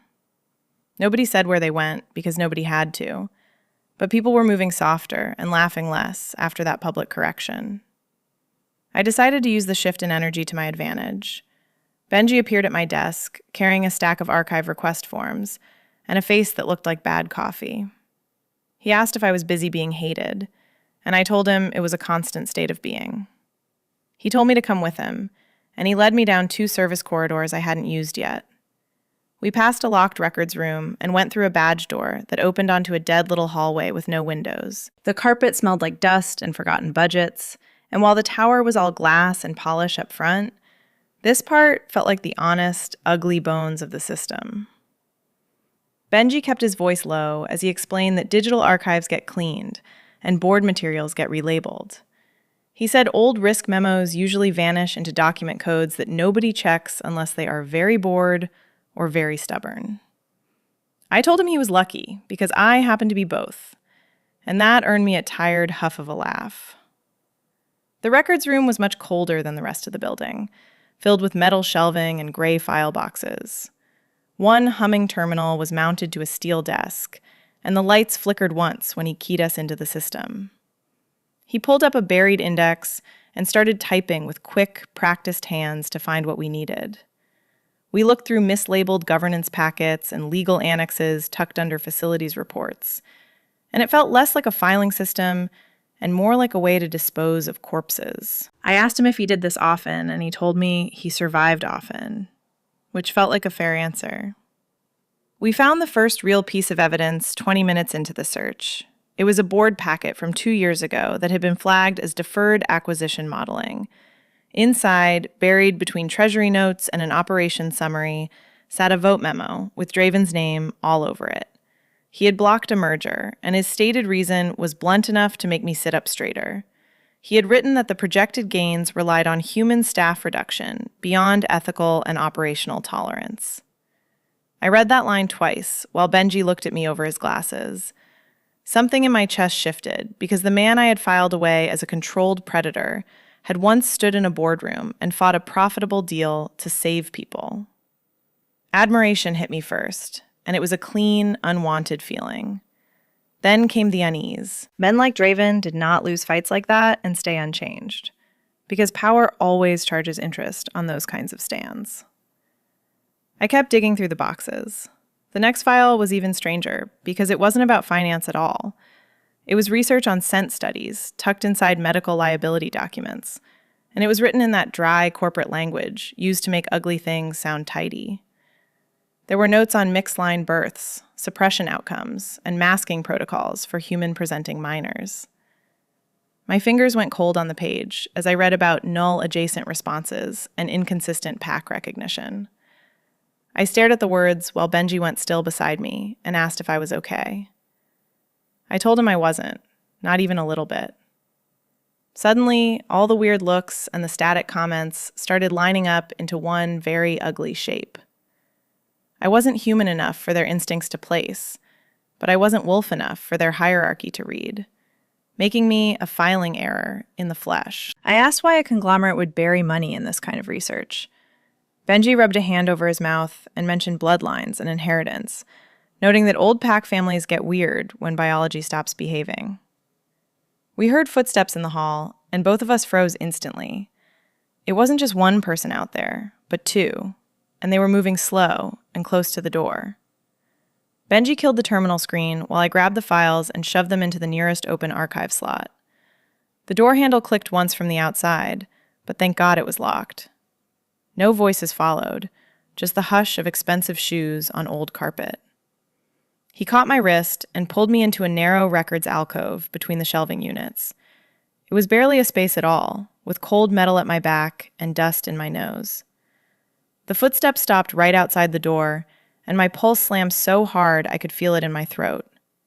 A shadow crossed the glass slit in the door, paused for a moment, and then finally moved on. We stayed still for another 20 seconds until my calves started shaking from the awkward angle. When Benji finally exhaled, it sounded like a prayer. I looked at the hidden files in the locked door, realizing that we weren't just finding secrets anymore. Now, we were the ones carrying them. I lasted exactly 12 more minutes in the records room before the walls started closing in and my skin felt 3 sizes too tight. Benji stayed hunched over the scanner, muttering file codes and making copies, while the rhythm of the machine filled the silence. But my head was far too loud for paperwork. Phrases like null adjacent, mixed line births, and masking protocols were swirling around in my mind and sitting heavy in my gut like swallowed stones. I started thinking about every weird pause I'd ever endured in conversation, every teacher who claimed I was hard to place, and the way every boyfriend's mother had stared at me over dinner. None of it felt random anymore, and the realization was starting to taste like a warning. I finally gave up and took the stairs to the roof because I desperately needed air that hadn't been filtered through corporate money and high-stakes lies. The heavy metal door slammed shut behind me with a bang that echoed against the brick, and the wind hit me instantly. It was cold, wet, and mean enough to feel honest, which was exactly what I wanted. Rain needled across my skin and soaked through my blouse in seconds, but I didn't care as I watched the city spread out below in a blur of smeared neon and silver rooftops. The massive HVAC units throbbed with a deep, steady vibration that matched the pulse in my neck, and the concrete under my heels still held a faint trace of the day's warmth before the storm could steal it away. I walked straight to the edge of the building and braced both hands against the cold metal rail. Honestly, rooftops are completely wasted on happy people. Because if your life is simple and your heart is light, you don't actually need that much sky. But when your brain feels like a room full of live wires sparking against each other, the open air is the only thing that helps. It doesn't fix the problem, but it gives you enough room to breathe while the world falls apart. I heard the heavy door creak open behind me. There wasn't a footstep at first, just a sudden, sharp shift in the atmospheric pressure that made the hair on my arms stand up. The air changed as the storm carried his scent over to me, a heady collision of cedarwood, cold rain, and iron that bypassed my logic and hit my primitive brain. His vibration rolled through the darkness, heavy and magnetic, and I knew exactly who was standing there before I even turned around. "You tracking me by scent now?" I called out without looking back. "I can track you across half the tower if I have to," he replied. I finally turned to face him, and there was Draven, standing a few feet from the door with his dark coat hanging open. Rain was catching in his hair and tracing the hard, corded line of his throat, making him look much bigger and more dangerous out here in the wild. He looked less like a corporate executive and more like a predator under the polished surface. And even though his hands were empty, it didn't make me feel any safer. "That is not a comforting thing to hear," I said. "It wasn't meant to be comforting, Ava."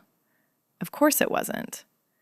He moved closer with a slow, predatory grace, stopping just far enough away that he wasn't crowding me, which told me he was trying to be on his best behavior. The wind shoved his heavy coat back against his legs, and water began to darken the wool at his shoulders, but none of that dampened the terrifying, enticing density of muscle he carried. He stood there with a controlled force that made the air feel thick, and I could feel the heat radiating off him despite the freezing rain. "You left the archive level without signing out of the log," he noted. "The fact that you noticed my paperwork in the middle of all this corporate sabotage is actually kind of sweet," I shot back. His jaw flexed, a tiny movement that betrayed his irritation, and he told me that Benji had flagged the access right after I walked out.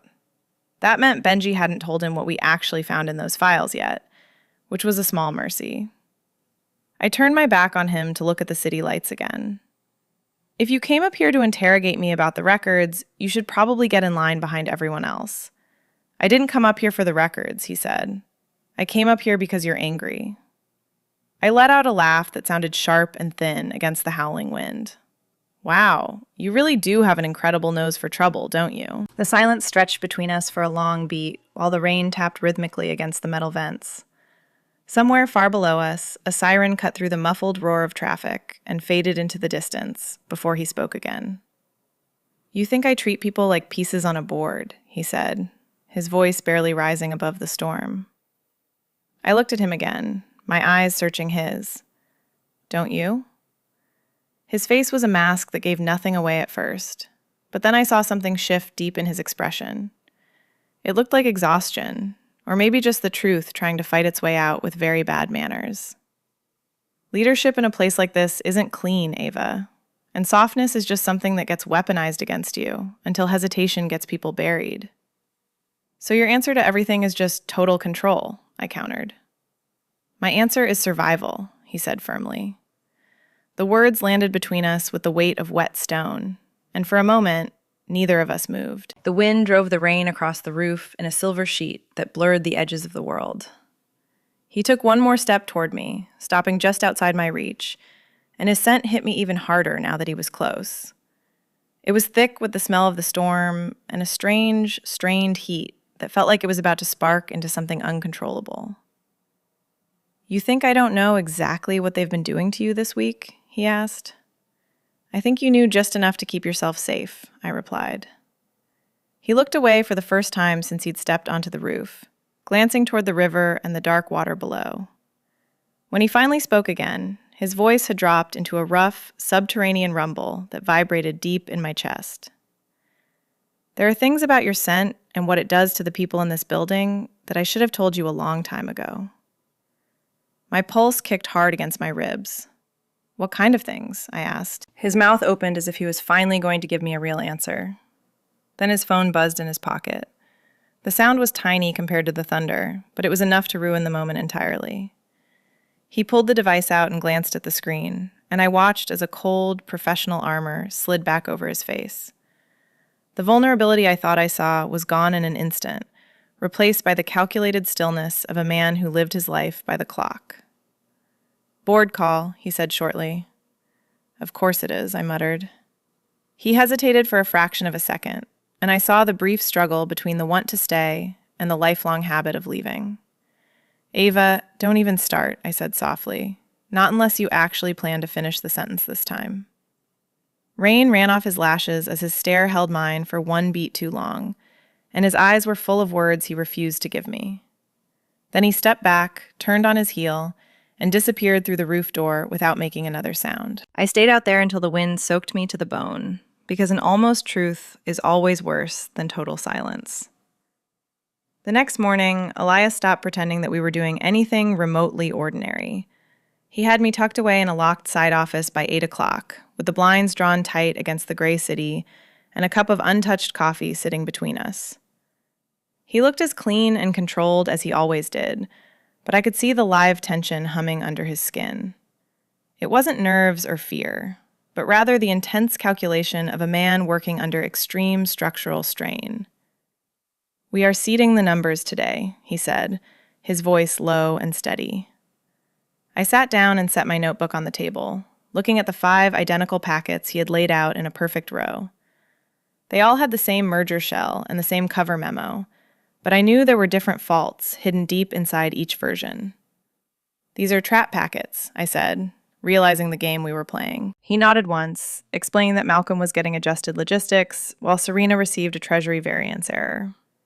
Legal was getting a compliance lag, operations would see a vendor exposure distortion, and the board channel was getting a debt rollover flaw. I picked up the first packet and started flipping through the pages, noting how neat and precise the work was. Each error was small enough to pass a lazy inspection, yet distinct enough to identify exactly who leaked the information if it ever surfaced. Honestly, the whole setup was elegant in a way that made me want to resent him even more than I already did. "And what happens if more than one version starts moving through the building?" I asked. "Then we have more than one traitor to deal with," he replied. His gaze held mine for a second too long, and he added that it might also mean someone is listening much closer than we originally thought. That thought sat badly in my stomach as we got to work. We spent the next hour carefully calibrating every single flaw so that none of them would trigger a massive internal panic before the official release. I adjusted the timing assumptions and reworded a note in Malcolm's packet so it would look like routine sloppiness instead of obvious bait. I even shifted a decimal in Serena's version that only someone hungry for dirt would ever treat as gold. Elias watched me work with a cool stillness, occasionally asking a short, sharp question that proved he was much more observant than he liked people to believe. By 10:15, the packets were out in the wild, and by 1:12, one of those traps came back to bite us. Elias called me into the small conference room right next to Treasury, with no assistant and no preamble. He just pushed a tablet across the table with an encrypted market alert open on the screen, showing that a rival PAC fund had already circulated a private warning memo. I read the alert once and felt my spine go cold as ice. The flaw pattern in the leak matched the packet we gave to Malcolm exactly. "Well," I said softly, "I guess there is your wolf." Elias didn't look relieved to have found the leak. Instead, he looked like he had aged 5 years in a single afternoon. "Keep reading the rest of it," he commanded. So I did. Tucked inside the leaked summary was one extra line of text that was small, casual, and clearly meant for a specific set of eyes.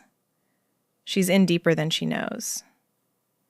My mouth went completely dry as I stared at the screen. Only 2 people in the entire world had seen that specific phrasing before, and those people were me and Elias. It had come from a handwritten note he'd slid under my folder the night before, which was a warning about the archive files and the way the tower was closing in on us. Someone else heard us talking, I said, the realization hitting me like a physical blow. Or they searched somewhere they were never supposed to access, he replied. The room seemed to shrink by an inch as the implication settled in. By 2 o'clock, my desk had been completely tossed. It wasn't wrecked in a messy way, because that would have been far too vulgar for this office, but it had been searched with cold executive restraint. My pens had been shifted, my notebook was gone from the drawer where I never kept it, and my laptop lock had been triggered. Even my spare drive was missing, and the tiny order of my personal space had been disturbed in a way that sent a very clear message. They were telling me they had been there, and they were promising that next time they wouldn't be nearly as gentle. I stood there and went very still. Then I tried to use my badge, and it failed. I swiped for the strategy access door and got a solid red light, so I tried again, but the light stayed red. A minute later, 2 security officers in charcoal suits appeared at the end of the long aisle and started walking toward me. They had the solemn, blank faces of men who had been sent to do something ugly, as politely as possible. "Miss Hale," one of them said, in a low, formal tone, "we need you to come with us right now." Around us, heads started lifting over monitors, not openly, but just enough to let me know I was being watched. The prickle of pack attention crawled across my skin like a rash. "On what grounds are you taking me?" I asked, trying to keep my voice steady. "Possible record tampering pending a full review," he replied. I looked over and saw Serena standing 20 feet away by the copy station, with her arms folded and a look of pure satisfaction on her face. Of course it was her. I picked up my bag slowly, looking the guards in the eye. "You're walking the intern off the floor right before the vote window narrows, and that kind of timing should really embarrass somebody in this building." Neither guard said a word. As they led me toward the elevator, I caught a glimpse of Benji, half rising from his desk in legal ops, with a face pale with fury. I gave him one tiny, almost invisible shake of my head to tell him not to move. Not now. The worst part of the whole thing wasn't the fear of getting caught. It was the simple math of the situation. The hunter had just been turned into the primary suspect, and if I couldn't find a way to get ahead of this frame job, they were going to bury the case before I ever stepped foot back in that room. Security shoved me into a glass interview room on the 11th floor, a space decorated with a dying ficus, 2 depressing gray chairs, and a table bolted to the floor. It looked like the kind of place designed for dramatic confessions or high-stakes breakups. The guards stayed perfectly polite, which actually made the whole thing feel more sinister, and one of them held out a hand for my laptop, while the other told me to wait for a formal review. In this building, review was just a corporate euphemism for sitting in a cage until the right predator decided to show up. I sat there and started counting.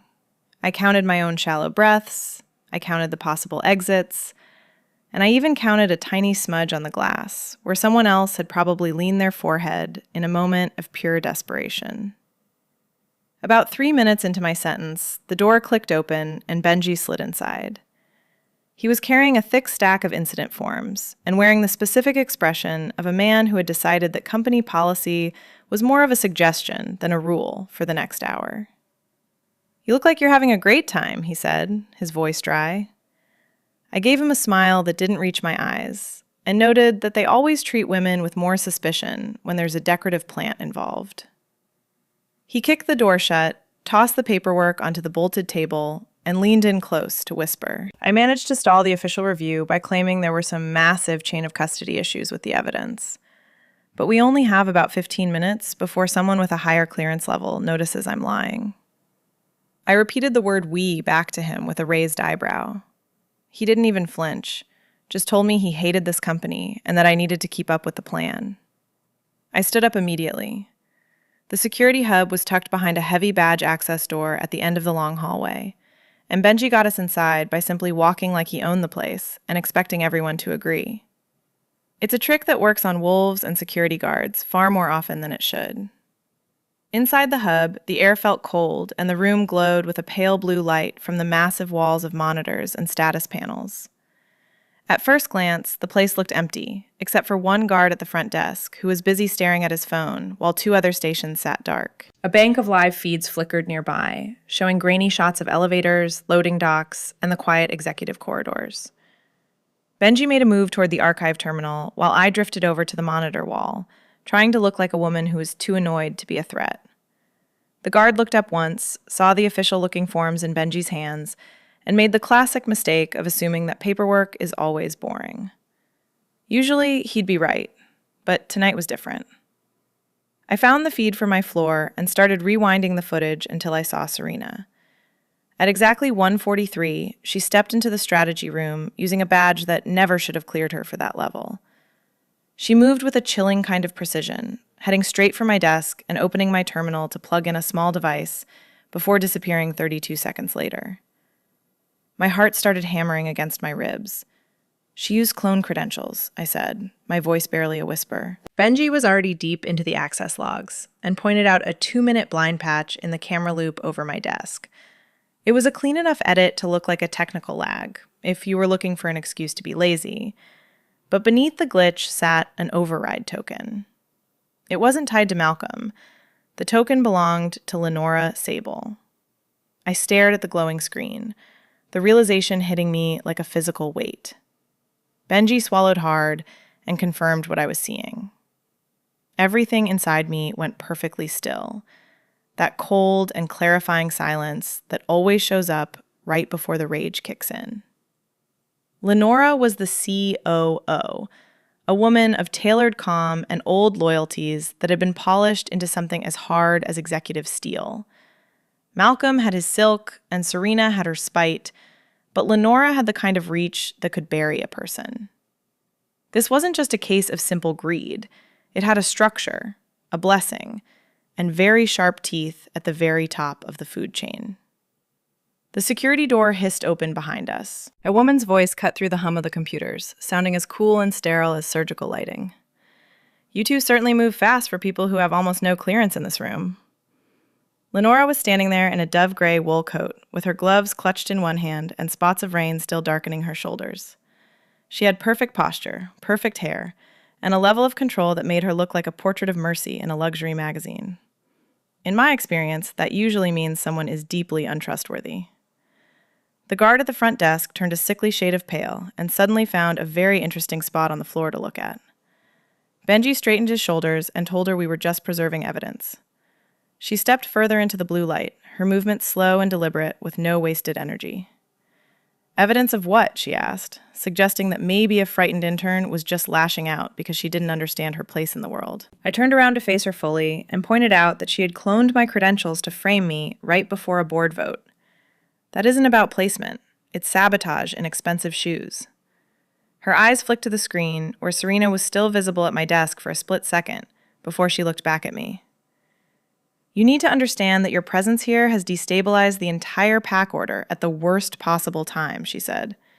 "The younger staff members are distracted, the senior wolves are becoming reactive, and Draven has been completely off-center since the day you arrived." The way she breathed his name told me everything the words didn't. There was history there, a mix of loyalty and old scars that she had dressed up to look like professional duty. Under the desk, Benji was quietly copying the footage to a portable drive, while she kept her focus entirely on me. I folded my arms and asked if this was really all just about his lack of focus. Lenora told me this was about survival, explaining that some anomalies are simply too dangerous to introduce during a merger as big as this one. Anomalies. I kept my face like stone and asked if she was talking about me.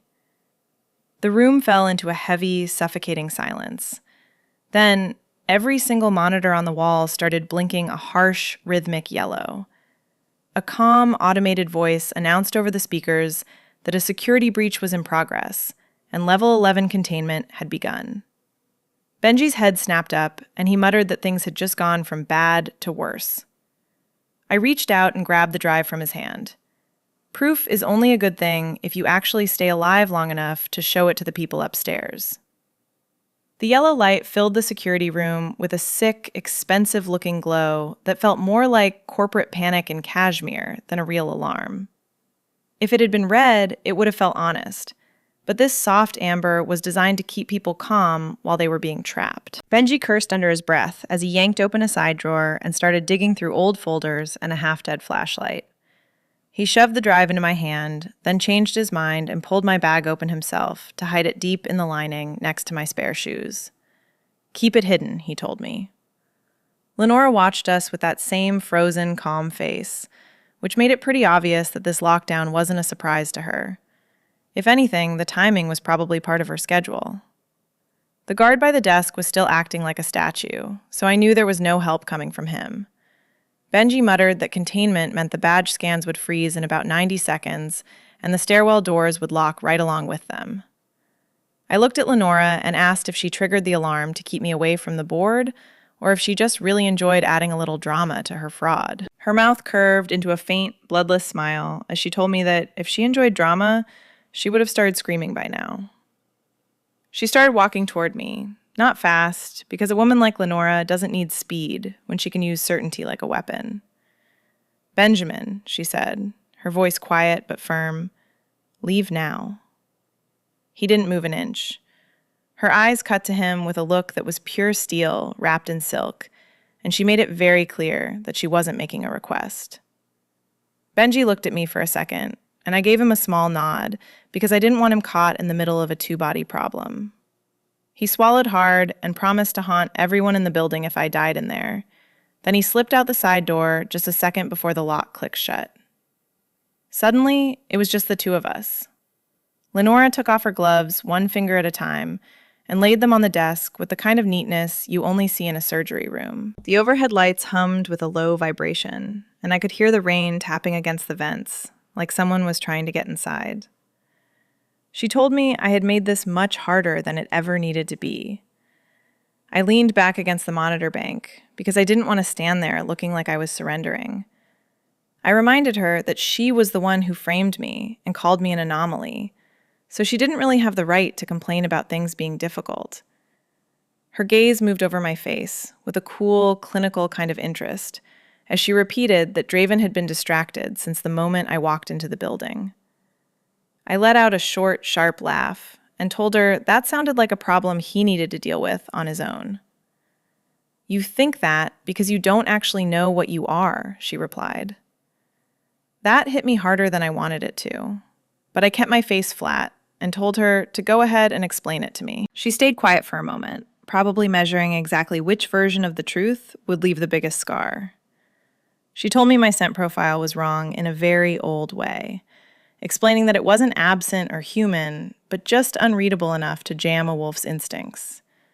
It was the kind of rare signal that used to start panics in the old packs, because it made the wolves misread rank and prevented bonds from locking. It made alphas unstable. A cold shiver ran down my spine. "Null adjacent," I whispered. Her eyes sharpened just a tiny bit, and she realized I had been doing my own research into the company files. I told her that found was a pretty generous word for what her company did to its records. She ignored the jab and told me they called women like me disruptive, because the kinder words for my kind had been bred out of existence generations ago. Women like me. The realization that I wasn't the only one made my chest tighten. I asked her what Draven was doing, besides glaring at me and making every meeting feel like a battlefield. For the first time, her mask slipped, and I saw a flash of real fear in her eyes. "He is locking onto you," she said softly, explaining that his instincts had been circling me since the first time he caught my scent. She warned me that if a public recognition happened in front of witnesses, old laws would wake up faster than any corporate strategy or logic could stop them. The room felt like it was losing oxygen. So this entire week of cruelty and office theater was just a way to stop him from claiming me in public, I said, finally seeing the whole picture. She snapped back that it was about preventing a corporate war from turning into a pack war, and I finally saw the crack in her marble exterior. Investors can handle a mean boss, but they won't put up with a primal spectacle during a merger this delicate. I folded my arms even tighter and asked if her only fix was to make me disappear. Her face smoothed out again as she admitted that was exactly the plan. She opened a slim leather folder and slid a piece of paper across the desk toward me. It was a relocation package with numbers that were far too high for an internship and just enough professional language to pretend it wasn't a bribe. She told me to leave before the vote and walk away tonight with a new job in a new city and a sealed recommendation. She even offered to cover my mother's medical care for the next 3 years. My breath hitched for a second, and I hated my body for reacting to the offer. She saw the hesitation and pressed harder, telling me I could keep my work history clean and my life intact while Draven got his balance back. I looked down at the paper and then back up at her. I asked her if she really thought she could just buy my disappearance with a nice benefits package. "I'm offering you mercy," she said. I told her she wasn't offering mercy. She was offering to erase me and throwing in dental insurance to sweeten the deal. A tiny muscle jumped in her jaw, the only sign that I was getting under her skin. I pushed the folder back across the desk toward her. I told her I had earned my place in this mess with my own 2 hands, and that I wasn't leaving just because the company got nervous when a woman didn't fit into their filing system. Her eyes went flat and cold as she told me I should have taken the money. I agreed that she was probably right, but I told her I was in a bad mood, and now I was making the whole thing personal. I slipped out of security through a side corridor, Winora's offer burning inside my bag like a live coal. It wasn't that I actually wanted to think about it, but the numbers were stuck in my head. 3 years of care for my mother, a fresh start in a new city, and a clean exit from this mess. I needed to keep moving before my brain started dressing up rage as practicality. The executive hall felt too exposed for my liking, so I cut toward the service stairs near procurement. This part of the building was all concrete, bad lighting, and no windows. The honest parts of the tower always looked like this, stripped down to weight and function without any art or expensive perfume clouds. There was just the steel rail, a hollow echo, and the smell of dust warming under the electrical hum of the lights. My heels clicked once, then twice, and then I stopped. Someone was waiting for me on the landing below. Serena was leaning against the railing in a cream blouse that had gone slightly wrinkled at the waist. Her mascara was perfect, and her mouth was set hard, looking like she'd taken the lower access from compliance because women like her never stayed punished for long. They just disappeared for a moment and came back sharpened. "You're hard to get rid of," she said. I rested one hand on the cold rail and looked down at her. "You should probably bill Lenora for poor execution then." Her face shifted just a tiny bit at that, but it was enough to confirm she knew exactly what was happening. For a second, the only sound was the buzz of the old stairwell light and the distant throb of the tower's HVAC system. Concrete always seems to make people sound more honest, maybe because there isn't any softness for the words to hide in. "You don't belong here," Serena said, using a line that was getting incredibly stale. I walked down one step and then another, neither of us even pretending to smile. "No," I told her. "I belong exactly where your numbers start to break." Her nostrils flared at the remark. "You think this is all about spreadsheets. I think you keep using pack words when what you really mean is control." She pushed off the rail, the stairwell suddenly feeling narrow around her as she moved. She was all pale silk and sharpened fury, and I noticed she was gripping a folder so tight the pages were bending under her fingers. "He was steady before you showed up," she said, her voice tight. "He was focused and clean, and we were only weeks away from closing this deal before you walked in, smelling wrong and acting like rank was optional." My laugh bounced off the concrete walls. "Rank is always optional if you're actually competent enough to back it up." That was the breaking point. She moved fast, and it wasn't a slap, but a hard, sudden shove with both hands to my shoulders. My heel skidded right on the edge of the stair, and the world tilted sick and fast. One hand hit the rail and missed, but I caught the cold metal on the second grab as pain tore through my wrist. The folder flew out of Serena's grip and burst open, sending pages everywhere like white birds shot out of the air. For one ugly second, I was hanging halfway over open space. My stomach dropped so hard I could taste metal in the back of my throat. I hauled myself back against the wall and dragged in a breath that actually hurt. Serena just stared at me, not with horror, but with a look of pure annoyance. That told me everything I needed to know. "You crazy bitch," I said. Her chest was rising and falling too fast. "You should have just taken the money." There it was, a confession clean enough for God. My phone was already in my hand because I'd palmed it the second I saw her on the landing. The recorder was live in my coat pocket, since trust was only for people with better insurance than mine. I kept the device low and hidden by my body as I pushed her. "Whose money, Serena?" Her eyes narrowed. "Don't play stupid with me. Was it Lenora's, Malcolm's, or was it yours?" She stepped down one stair toward me, her voice dropping. "Draven can't lock on to you before the vote. Don't you understand? If he recognizes you in public, it changes everything." The air in the stairwell seemed to thin out. "Lock on to me," I repeated, because sometimes the best way to get a confession is to sound a little slower than you actually are. Her lip curled in disgust. "You think the staring is just office drama? You think the whole floor hasn't felt the shift? One witnessed claim, and old pack law kicks the board right in the teeth. Lenora isn't going to let that happen for some half-breed scent glitch who showed up in clearance sale wool." The insult didn't even land, because I finally had the useful part. Witnessed claim. Old pack law. I hit save with my thumb. Serena saw something change in my expression and lunged again. Maybe for the phone, or maybe for my throat. She didn't get that far. I drove the edge of my folder into her forearm, hard enough to make her curse, then shoved past her and took the stairs 2 at a time.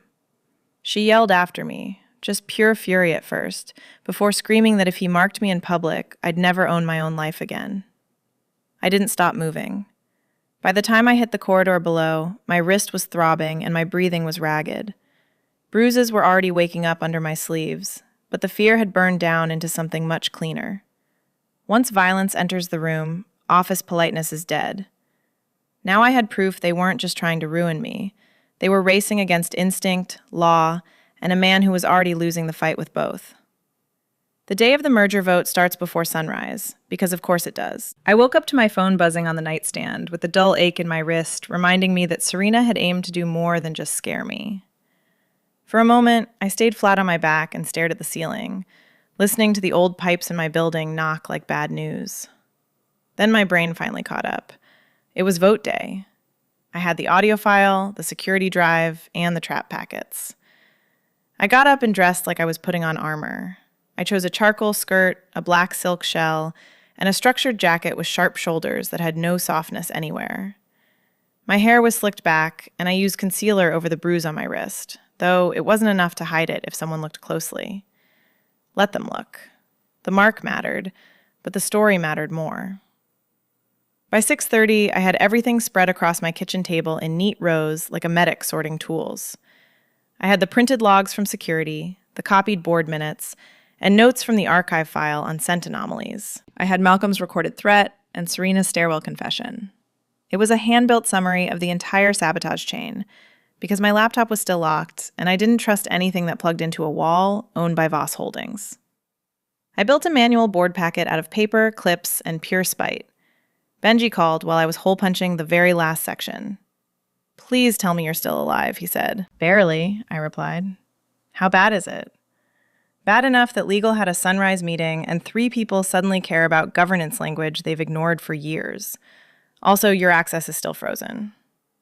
I pressed the phone between my shoulder and ear while I stacked the evidence into the right order. "Fine, then we just go old school." His sigh crackled through the speaker. "You say that like it's charming and not how people usually die in thrillers. Do you have a route for me?" "Take the service corridor from loading to the archive lift," he said. 2 blind spots are still holding if security hasn't patched them yet. I can get you to the executive level, but not through the main doors. That was good enough for me. I slid everything into a plain black portfolio and tucked the flash drives with the recordings into my jacket hem. This week had done terrible things to my trust issues.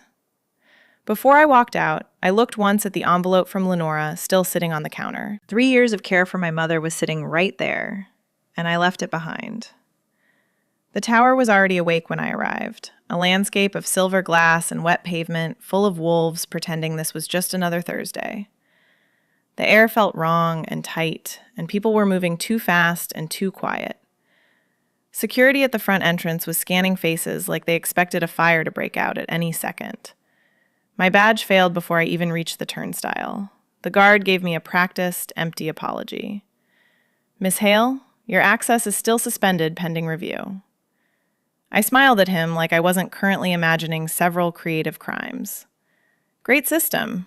It's very efficient if the goal is protecting fraud. I walked away before he could come up with an answer and circled the block through the rain-slicked alleys. Benji was waiting at the loading dock in a navy trench coat with the expression of a man making bad life choices on purpose. "You look like vengeance in business casual," he noted. "And you look like a lawsuit with student debt." He snorted and pushed open the side door for me. We moved fast to the concrete ramp and the freight corridor to a service lift that smelled like oil and wet cardboard. My pulse was already running too high, but it got worse once we started climbing. It wasn't exactly fear, but a kind of momentum that makes your body feel lighter and your thoughts cleaner. Halfway up, Benji glanced at the portfolio in my arms. "This isn't just about your fee anymore, is it?" "No," I said, the word coming out before I even had to think about it. I could see them now, every human on the payroll in that tower. There were analysts, assistants, janitors, and legal clerks who all got called support, as if they weren't the ones actually holding the building up. If Lenora and Malcolm won, humans would only stay useful until the profit margins said otherwise. If I cracked in that boardroom, that would become the lesson for everyone else. Stay small, stay grateful, stay easy to erase. Not today. The lift doors opened on the executive service level, and the air changed instantly. It was colder, quieter, and much more expensive. We stepped into a narrow corridor lined with smoked glass and dark stone, and right there, 20 feet ahead, Draven Voss turned the corner. He stopped dead in his tracks. Shock hit him first, followed by anger, and then something so raw and relieved it almost stripped the skin off his face. His gaze dropped immediately to my bruised wrist where the concealer was already starting to fail. His whole body locked up. "How the hell are you here?" he asked. Benji raised one hand. "I'm going to leave before this gets above my pay grade." "Smart," I said, and he vanished. Draven took one step toward me, and the air around him felt heavy, like the atmosphere right before a storm. I could smell cedar, rain, and iron. My heart did one violent, stupid thing against my ribs. "You should have called me," he said. I held the portfolio tighter against my chest. "You never asked like a man who was actually ready to hear the word no." His jaw flexed, and mine did too. With that unresolved tension burning between us, we turned and walked toward the same war. The boardroom sat at the very top of the tower, looking like it had been designed specifically to watch people drown. Glass walls boxed us in on 3 sides, showing the city spread out beneath the heights in wet, gray sheets. A table so long and pale it looked carved from ancient bone dominated the center of the room, surrounded by black leather chairs and water pitchers sweating onto silver trays. Everything was polished to a mirror shine and perfectly quiet, creating the kind of space where power never had to raise its voice, because the architecture did the shouting for you. The second I stepped inside, the low hum of conversation died. It wasn't a total silence, as a few papers still shuffled and someone clicked a pen shut, but the atmosphere shifted around me with a hungry stillness. I'd felt that predatory energy all week, but it was worse now, because I was standing at the very top of the food chain. Directors, board members, and legal counsel filled the seats, with Malcolm at the far end in a navy suit sharp enough to draw blood. Lenora sat near him in soft gray, her hands folded as if she were attending a Sunday service instead of a live burial. And then there was Draven at the head of the table. He didn't sit down. Neither did I. I stopped 3 feet inside the door with my portfolio tucked under my arm and my chin held high, deciding that if they wanted a spectacle, they were going to have to work for it. My bruised wrist throbbed beneath my sleeve, and the room smelled of cold stone, heavy paper, expensive coffee, and a thick layer of wolf tension wound too tight. Malcolm was the first one to break the silence. "Miss Hale," he said, his voice sounding as smooth as poison served in a crystal glass, "I'm actually surprised security allowed you to get this far." Benji had vanished the moment we hit the corridor, which was a smart move on his part, so the real answer involved a mix of fraud, trespass, and pure determination. I just smiled at him. "Your systems are full of holes," I replied, and I've been mentioning that to anyone who would listen all week. Nobody in the room laughed. Lenora tilted her head toward the legal team, her expression cold and distant. "Since she is still under internal review for record tampering, I believe her immediate removal is the most prudent course of action." There it was, clean and administrative. A public humiliation dressed up to look like a standard corporate process. One older director sitting near the windows gave me a long, dismissive look that made my skin crawl. "This is the intern?" "Temporary intern," Malcolm corrected, though she is clearly unclear on the actual limits of that specific role. My fingers tightened on the handle of my portfolio while Draven remained completely silent, which was easily the worst part of the entire ordeal. He stood with one hand braced on the chair at the head of the long table, his jaw set hard and his eyes unreadable. I could feel him being boxed in by governance rules, optics, and bad timing, knowing that if he defended me too soon, Malcolm would call it bias. If he waited too long, I'd be skinned alive by the company bylaws. So they chose the middle ground, to bleed the woman and test the alpha. I took one more step into the room, refusing to be ignored. "I'm asking for 5 minutes," I said, "and that's all I need to present evidence of internal sabotage tied directly to this merger review." A low murmur rippled around the table, but Malcolm didn't even bother to look in my direction. "Denied," he snapped. "You lack the standing to address this board." My laugh was small and sharp, cutting through the tension. That's funny, because the fraud and sabotage apparently have plenty of standing in this building. The legal counsel, a thin man with silver cufflinks and dead eyes, folded his hands on the table. "Without the proper rank authorization, any material you attempt to present today would be procedurally compromised." Lenora added her own jab, stating that investor confidence would not survive theatrics today. The word hit me harder than I expected, because that was the whole trick, wasn't it? They wanted to turn a competent woman into a scene, turning proof into emotion, and real danger into a mere inconvenience. I looked over at Draven. He was still silent, but he wasn't still. The rest of the room hadn't noticed the change yet, but I had seen the way his shoulders had gone too fixed and rigid. His hand on the back of the chair looked like it was one breath away from splintering the wood, and the air around him felt heavy and charged. It reminded me of the oppressive pressure that builds right before lightning cracks open a dark summer sky. Malcolm pushed a thick folder across the table toward the directors. "For the record," he began, "Ms. Hale breached restricted systems, altered financial models, and inserted herself into board-sensitive material well outside her station." He paused to let the weight of the accusation land. Whatever she believes she uncovered, her conduct alone makes her completely unreliable.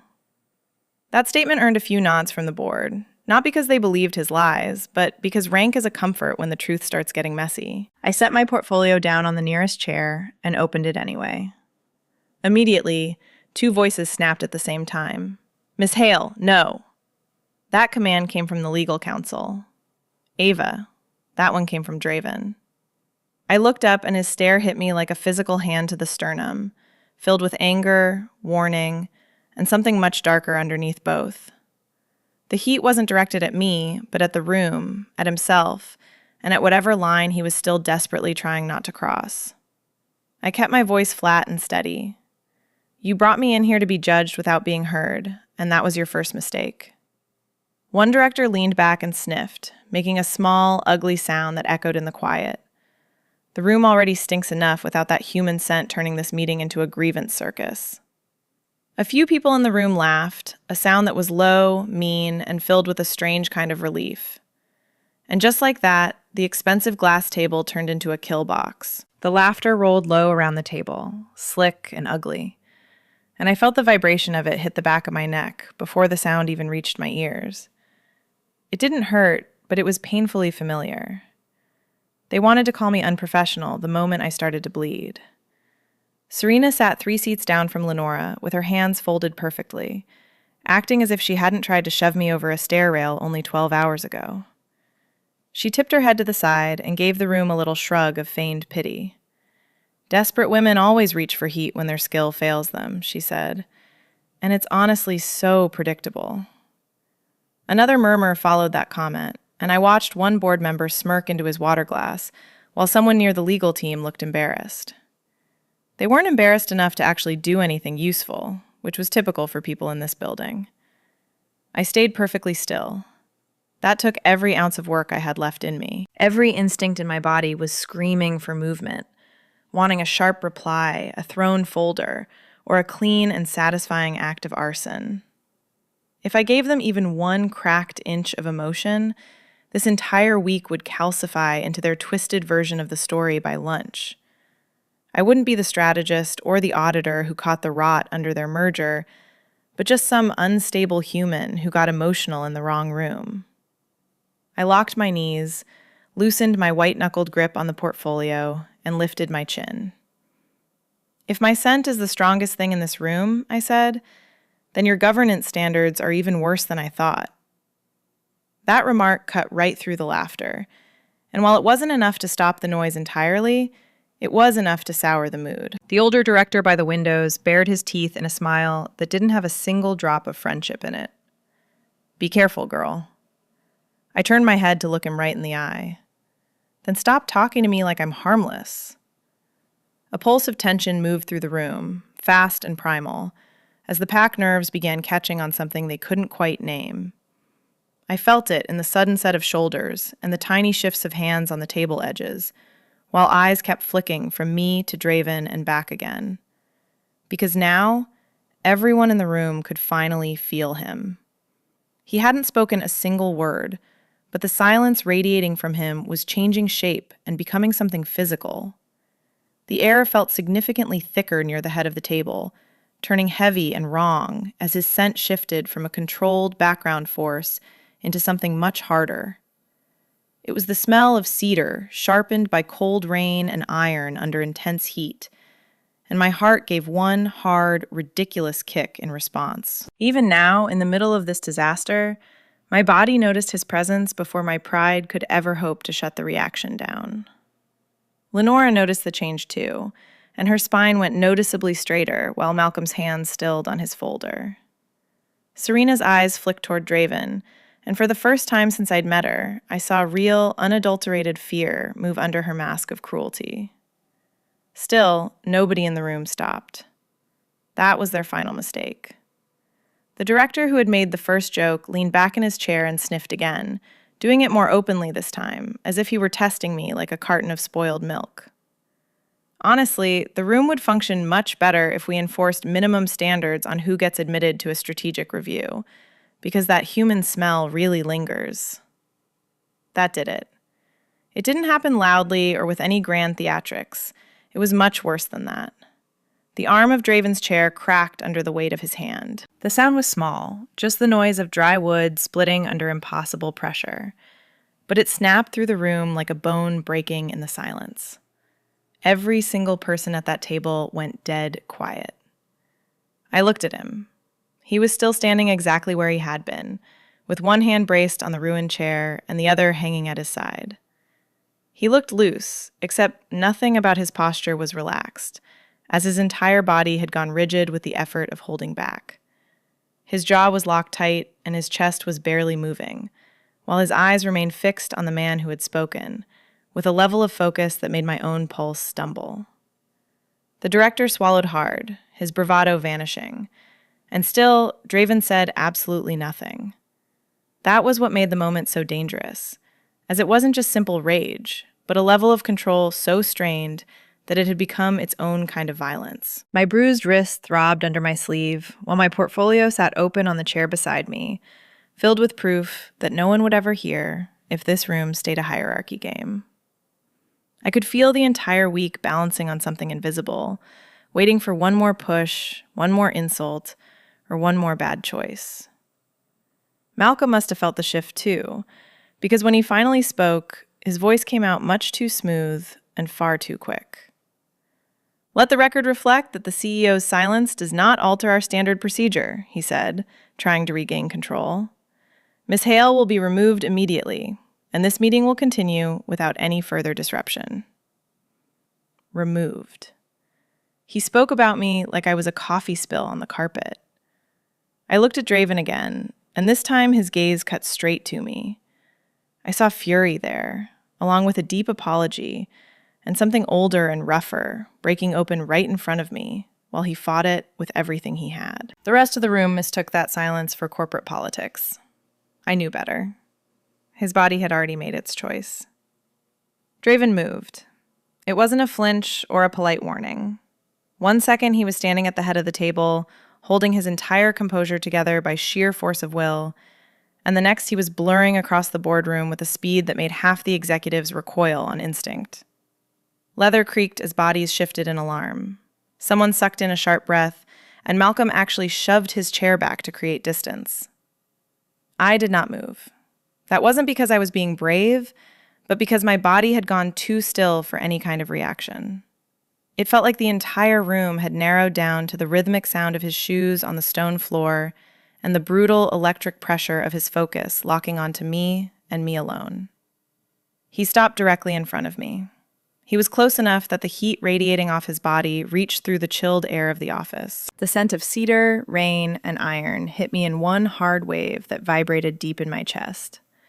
His breathing was controlled, but that only fooled you if you didn't know what extreme strain sounded like, and I definitely knew it now. Nobody said a word. Then the impossible thing happened. Draven Voss, the alpha CEO who made seasoned executives sit straighter just by entering a room, dropped to one knee right there in front of me. The boardroom broke without making a single sound. I heard the collapse anyway and the gasp someone failed to swallow, and the harsh scrape of a chair leg jerking across the stone. There was a soft, involuntary dip of two older wolves lowering their eyes, because their instincts were moving much faster than their politics. Even Lenora lost her mask for one bare second, showing real shock, while Serena looked like she might faint from a total system failure. And me? I just stared down at him. Kneeling changes the entire map of a room, and a man like Draven didn't do it by accident or for the sake of optics.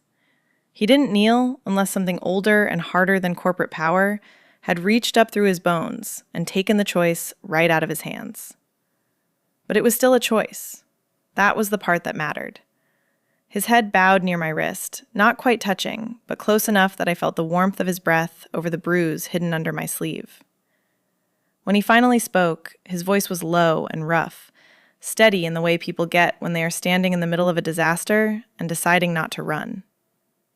"Ava Hale," he said, speaking before witness and under PAC law. "I name what you are to me." The words landed with the weight of a physical strike. Around us, the room had gone completely dead, with no shuffling papers or fake coughs to soften the truth of the moment. There were no little governance noises to hide behind, just a heavy silence and the blood rush roar echoing in my own ears. He lifted his eyes to meet mine. They were golden and dark, the pupils blown wide enough to show exactly how close to the edge he had been this entire time. "You are my fated mate," he said. "And every insult given to you in this room is now entered against me, my house, and the future of this pack." Somebody in the back whispered, "Jesus Christ." Malcolm was the one who found his voice first, which was honestly just annoying. "This is outrageous," he snapped, calling it a manipulation tactic in the middle of an active governance review. Draven didn't even bother to look at him. "Be silent," he said. There was no shout and no snarl, just a command stripped down to the bare bone. Malcolm shut up instantly. My pulse was so loud now that I could feel the thrum of it in my teeth. I looked down at Draven kneeling there, this massive and dangerous man holding himself in a shape the entire tower would read as total deference. And something sharp moved through my panic. It wasn't fear. It was recognition. This wasn't the romantic kind of feeling, and it wasn't soft or easy to deal with. It was the kind of realization that comes when power finally stops pretending it is neutral. His gaze dropped once more to my wrist before rising back to my face. Right there, in front of everyone who had spent the week laughing at me, he asked for the one thing no one in this building had offered: permission. "May I touch you?" he asked. The question hit me even harder than the act of him kneeling. If he had just taken what he wanted, the room would have understood it as dominance or a public claim. That would have been the old script they all expected. But this was power being offered as a gift.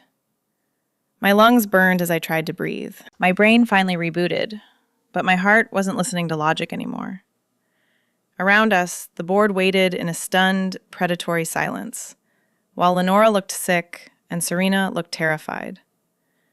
Draven stayed exactly where he was, his broad shoulders held rigid and his hand open at his thigh, waiting for my answer like it mattered more than the upcoming vote. For the first time all week, I was the one who had the room. I took one slow breath. Then I took another. When I finally spoke, my voice came out low and clear, sounding entirely like my own. "Yes," I said. The room seemed to inhale right along with me. Draven lifted his hand slowly, acting as if he refused to risk startling me even now, and his fingers closed around my wrist with a care so controlled it almost hurt worse than force. His palm was burning hot against my cold skin, and that sensory collision shot straight up my arm. I felt every callus and every line of corded strength held on a leash so tight that his hand actually trembled. Then he turned my hand over, exposing the dark bruise Serena had left there. A sound moved through his chest that wasn't quite a growl. It was something much more dangerous, because it was pure grief, sharpened into a deadly intent. "Who did this?" one of the directors whispered. I kept my eyes locked on Draven. "Later," I said. His thumb hovered just below the mark, not pressing down, only tracing the heat through the air above my skin. Then he bowed his head and set his mouth against the inside of my wrist. The whole boardroom seemed to tilt on its axis. It wasn't a bite, and it wasn't rough, not even close. It started with just his breath, warm and steady against my pulse, followed by the restrained press of his lips. Then came a deeper inhale that felt less like being possessed and more like being finally and publicly known. The scent of cedarwood broke open around us, mixed with rain and iron, hitting hard enough to make my knees threaten to give out. His other hand came to rest at my waist. Again, he wasn't taking control. He was anchoring me. The grip tightened just enough to steady my weight. His fingers splayed wide through my jacket, as if he were reminding the room and himself that I was real and upright. My pulse hammered against his mouth, and I could hear it in my ears and feel it in my throat. When he finally lifted his head, his eyes had gone even darker. "Witnessed and entered," he said quietly, still holding onto my wrist. "Let the record show my claim is made under consent, under protection law, and under duty." One of the older board wolves had already lowered his gaze in respect. Another had half risen from his seat before he seemed to realize what he was doing and sat back down. Across the table, the legal counsel looked like his law degree had just burst into flames in front of him. Malcolm recovered first, because of course he did. He called it manipulation and primitive theater designed to poison the governance review. Draven turned his head just enough to look at him, and the temperature in the room dropped 10 degrees. "No," he said, explaining that this was a witness-triggered pack protection that was older than the building and binding in every court that mattered. He dared Malcolm to try calling it theater again. Malcolm shut his mouth. Lenora looked like someone had reached into her chest and pulled out the future she had spent years planning. Serena had gone chalk pale, which felt deserved. But the strangest thing was happening inside of me. I should have been panicking because this was public and permanent in ways I didn't fully understand yet.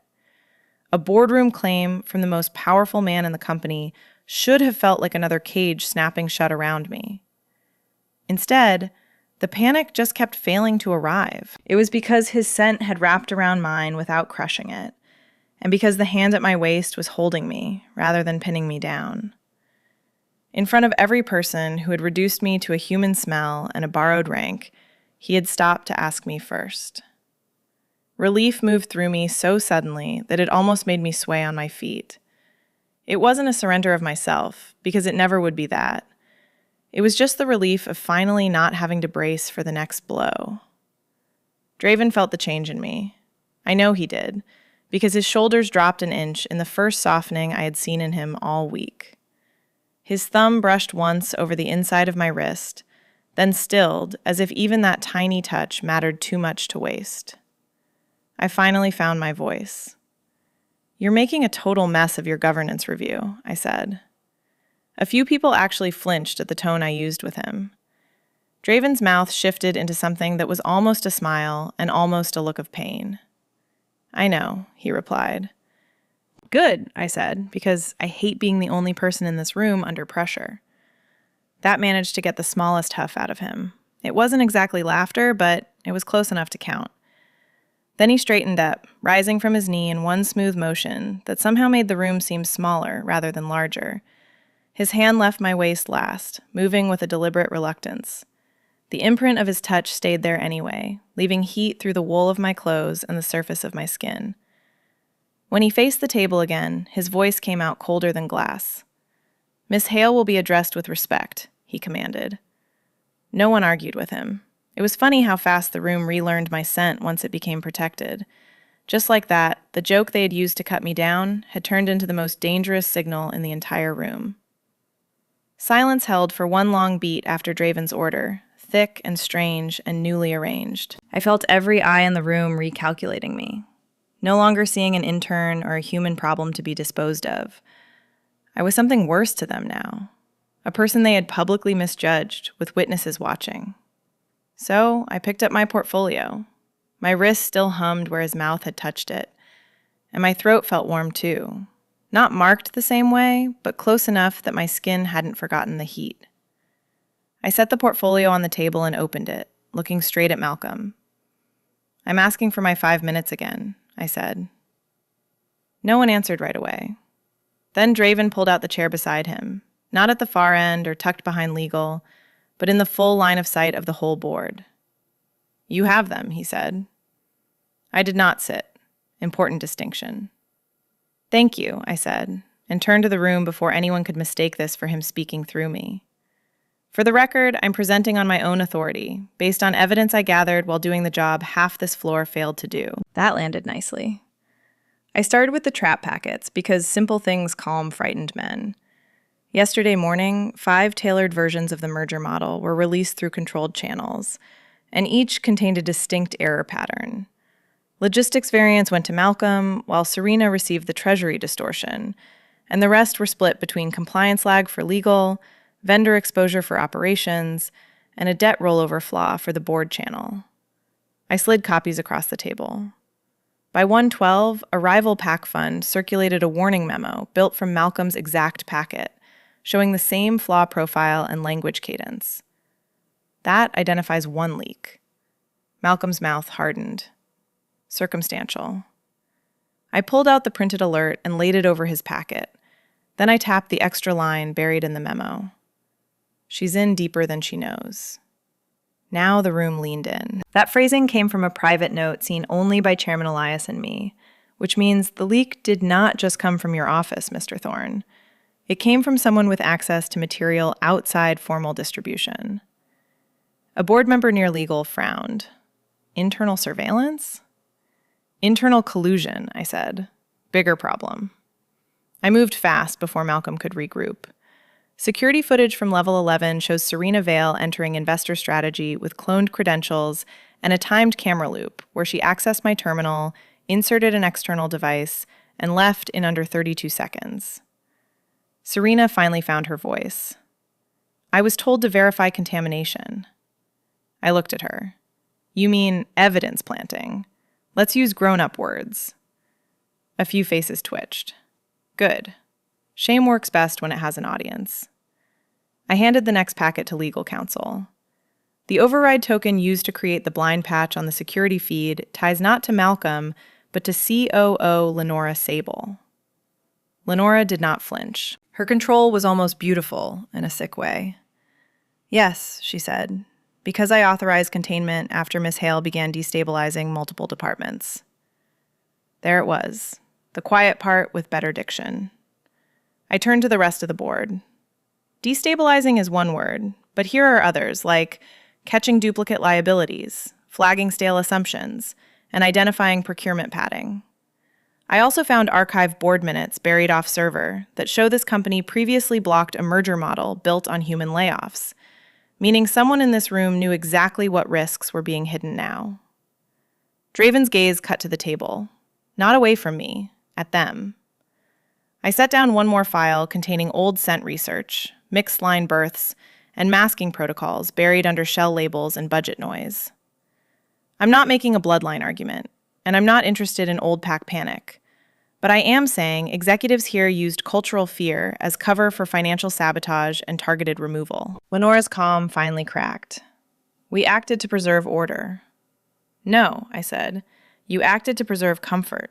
There's a difference. The room went still again. So I gave them the blade clean. If this company wants to survive the real market, competence has to outrank blood, scent, and whatever old instinct makes powerful people nervous when a woman cannot be filed correctly. Human staff are not disposable buffers, because they are part of the structure, and if you gut them first, this place fails prettier, not slower. Nobody moved. I looked from face to face, letting the proof sit there in paper, ink, and the raw stink of a lie collapsing. 5 minutes, I said softly, and now you can decide what kind of pack you actually are. For one beat, nobody spoke. Then Malcolm stood. Not fast. Fast would have looked rattled. He rose with that same old pack smoothness, one hand flattening the papers in front of him like he could press the truth back into the table by force of posture alone. His smile came back too, thin and elegant and deeply fake. Impressive, he said, very polished. But none of this answers the real governance breach in front of us. I folded my arms. He turned to the board, not me. The CEO concealed a personal bond to a material witness during active merger review, and he publicly declared mate bias in the middle of an evidentiary dispute. If we are pretending old law matters now, then let us also admit what this does to objectivity. There it was, last blade out. Lenora picked it up at once. Investor trust will crater if leadership appears ruled by instinct, and a witness claim during board review is not stability. It is chaos in custom tailoring. Draven did not blink.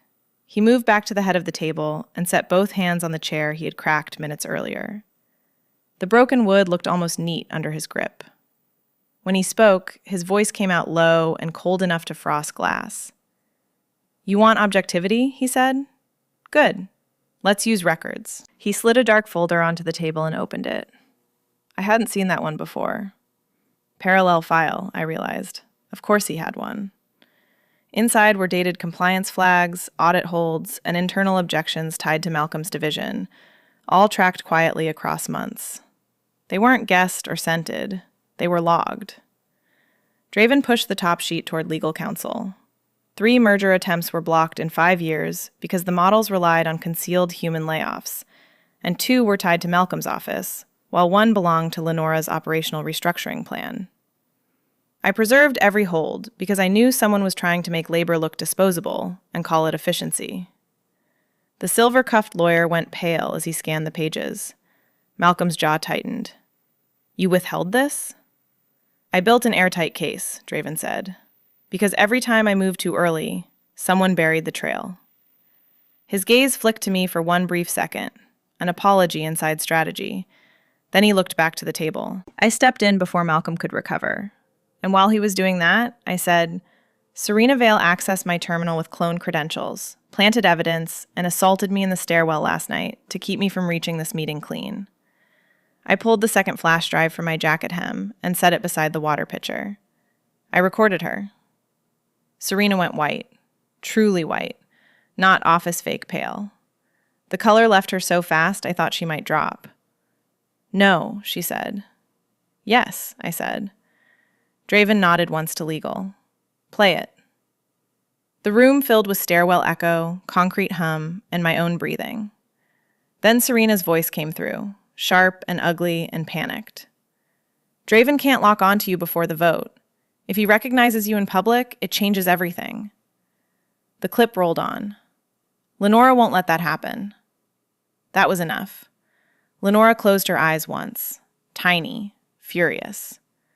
Malcolm slammed a hand on the table. This proves nothing except hysteria and internal confusion. Serena spun toward him so fast her chair scraped hard over stone. You told me to handle her. Malcolm stared at her with open contempt. I told you to contain disruption, and if you chose amateur theatrics, that is not my burden. That did it. Serena laughed, one short, broken sound. Amateur, right, because you and Lenora were so clean about it. The whole board leaned in. She was breathing too fast now, eyes glass bright and mean. He passed the leak to the rival fund, she said, jerking her chin at Malcolm.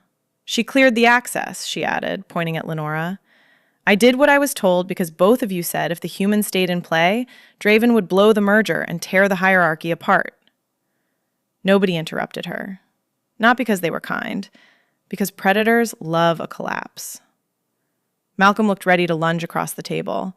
Lenora looked worse. Not wild, but empty in that lethal way people get when control finally tears and there's nothing warm underneath. Emergency motion, the silver cuff lawyer said, his voice shaking now. Pending immediate review of executive misconduct, I move for temporary removal of CFO Malcolm Thorne and COO Lenora Sable before merger resolution proceeds. Seconded, said the older director by the windows, a lot less amused than he'd been earlier. The vote call screens lit at once. Malcolm glanced toward the door. Cornered wolves, I thought, go feral fast. The voting screens had barely flickered to life when every monitor in the boardroom blinked into total darkness. It wasn't a dimming of the lights. It was a hard, digital blackout. A sharp, piercing tone cut through the air, followed immediately by the flat and bloodless voice of building control, announcing that an emergency evacuation protocol had been initiated, and everyone should proceed to the nearest marked exit. For half a second, the professional veneer of the table dissolved into pure, frantic instinct, as chairs shoved back and hands snatched for phones. One director stood up so fast his water glass tipped and rolled, spilling liquid across the pale stone like a split vein. Malcolm moved first. Of course he did. He didn't head toward the door, but lunged toward the side credenza, where the boardroom console fed into the secure record line. He was surprisingly fast for a man his age, and his hand was already digging inside his jacket for what looked exactly like an override key. Draven saw the move before anyone else could react. Lock the doors, he snapped, and the command hit the room with the weight of a falling lead pipe. A heavy security bolt slammed through the main glass entry with a hard metallic crack that made the legal team yelp in surprise. 2 board members froze halfway to their feet while the emergency tone kept sounding, soft and polite and deeply useless, as the executive hall outside erupted into a blur of motion. People were running and security teams were crossing the floor while red strobes flashed down the corridor in broken, rhythmic pulses. Inside, the room became a sealed box. Malcolm whirled around with a snarl, shouting that you cannot legally detain the board of directors. I can certainly secure a legal record during the active destruction of evidence, Draven said, his voice turning to pure ice without a single hint of strain or fracture. Malcolm lunged for the console anyway. I didn't think about the consequences. I just moved. My portfolio was still lying open on the table, so I grabbed the heavy brass water pitcher and slammed it down on the console edge, just as Malcolm jammed in his key. Blue sparks snapped against the metal, and the screen flashed twice before dying with a sad electronic cough.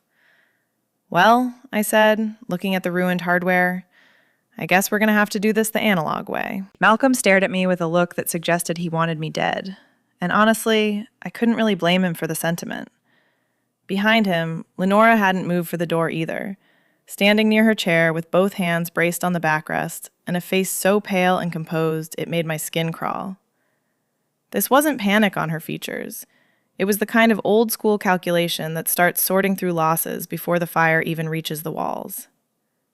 Outside in the hall, the evacuation alarm kept murmuring its clean, synthetic warning, and it sounded fake enough that even the board members seemed to catch on to the ruse. The lawyer with the silver cuffs finally found his voice and asked if the alarm was even real. No, I told him. It is nothing but cover. When a director asked what they were covering, I explained that they were trying to wipe whatever digital trail they still thought could be erased from the system. Malcolm gave me a flat, condescending smile and told me that my penchant for conspiracy had made me far too dramatic. Then the backup screen at the lawyer's elbow flickered to life. It wasn't black this time, but showed a file transfer window with massive deletion attempts firing across finance archives and security logs in real time. Someone in this building was trying to burn the entire house down while we were all still sitting inside of it. The lawyer turned white as a sheet and whispered a prayer. Draven hit the internal line and ordered them to seal all deletion permissions immediately, while routing server authority through his office and external counsel. He made it very clear that nobody was leaving the room until every single statement had been logged. There was a beat of silence, and then a crackling confirmation came through from the other end of the line. Malcolm laughed under his breath and asked Draven if he really thought this was going to save him. Draven turned toward him slowly and said he didn't think it would save him, but he knew it would save the record. Lenora spoke before Malcolm could respond, her tone remaining calm, even as the blade hidden underneath her words became visible. "This is exactly what I was trying to prevent," she said, looking directly at me as she clarified she wasn't talking about the deletion, but about me. I was the disruption, the anomaly, and the exact point where their polished cruelty had finally become too visible to keep selling as legitimate governance. "You feared me," I said. She met my eyes and admitted she feared the change I represented. The room stayed silent, so she kept going, because some people only start telling the truth once it can no longer do anything to save them. She explained that the company survives because they know who it protects first, citing pack lines, stability, and predictable loyalty as their foundation. She admitted humans are useful, but argued they aren't the core, and that my presence made every rule bend around things like merit and consent. To her, that wasn't modernization. It was a total structural collapse of everything they had built. There it was. It wasn't just random cruelty, but a form of cold system maintenance. My stomach turned cold at the realization. Draven's face changed in a way I felt more than saw, showing a sense of grief that had grown teeth rather than simple shock. "Lenora," he said quietly, "you really should stop talking now." She asked why she should stop, wondering if it was because she said the quiet part out loud before the board could, or because I had forced the room to look at what it had always been. He stepped toward her once, and the tension at the table tightened until it felt like it might snap. "By my authority as CEO," he said, "I am stripping you of operational command effective immediately, and you will surrender all access and all standing over the merger execution." For the first time all day, Lenora didn't look furious. She looked genuinely hurt. It was the sight of old loyalty breaking in real time.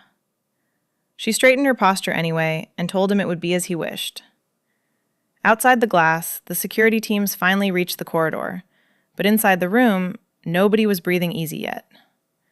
Winning this room had cost Draven something very real, and the tower was still shaking beneath our feet. By the time the outside counsel got patched into the call and the deletion attempt was frozen, the board had stopped pretending this was just another Tuesday. You could feel the shift in the atmosphere because the old comfort was completely gone, and no one was making the kind of little jokes that usually rot in the air. They sat with straight backs and careful hands, staring at their printouts while legal read out emergency motions in a voice that had gone thin with pure stress. Malcolm fought first. Of course he did. He objected to the process, the witness standards, the sealed room, and even the fact that I was breathing anywhere near his balance sheet.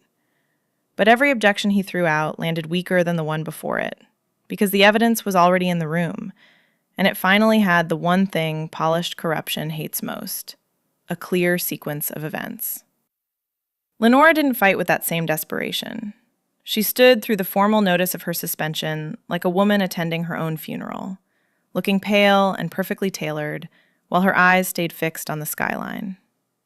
Serena was the one who cracked first, signing a preliminary statement with a shaking hand, without looking at me a single time.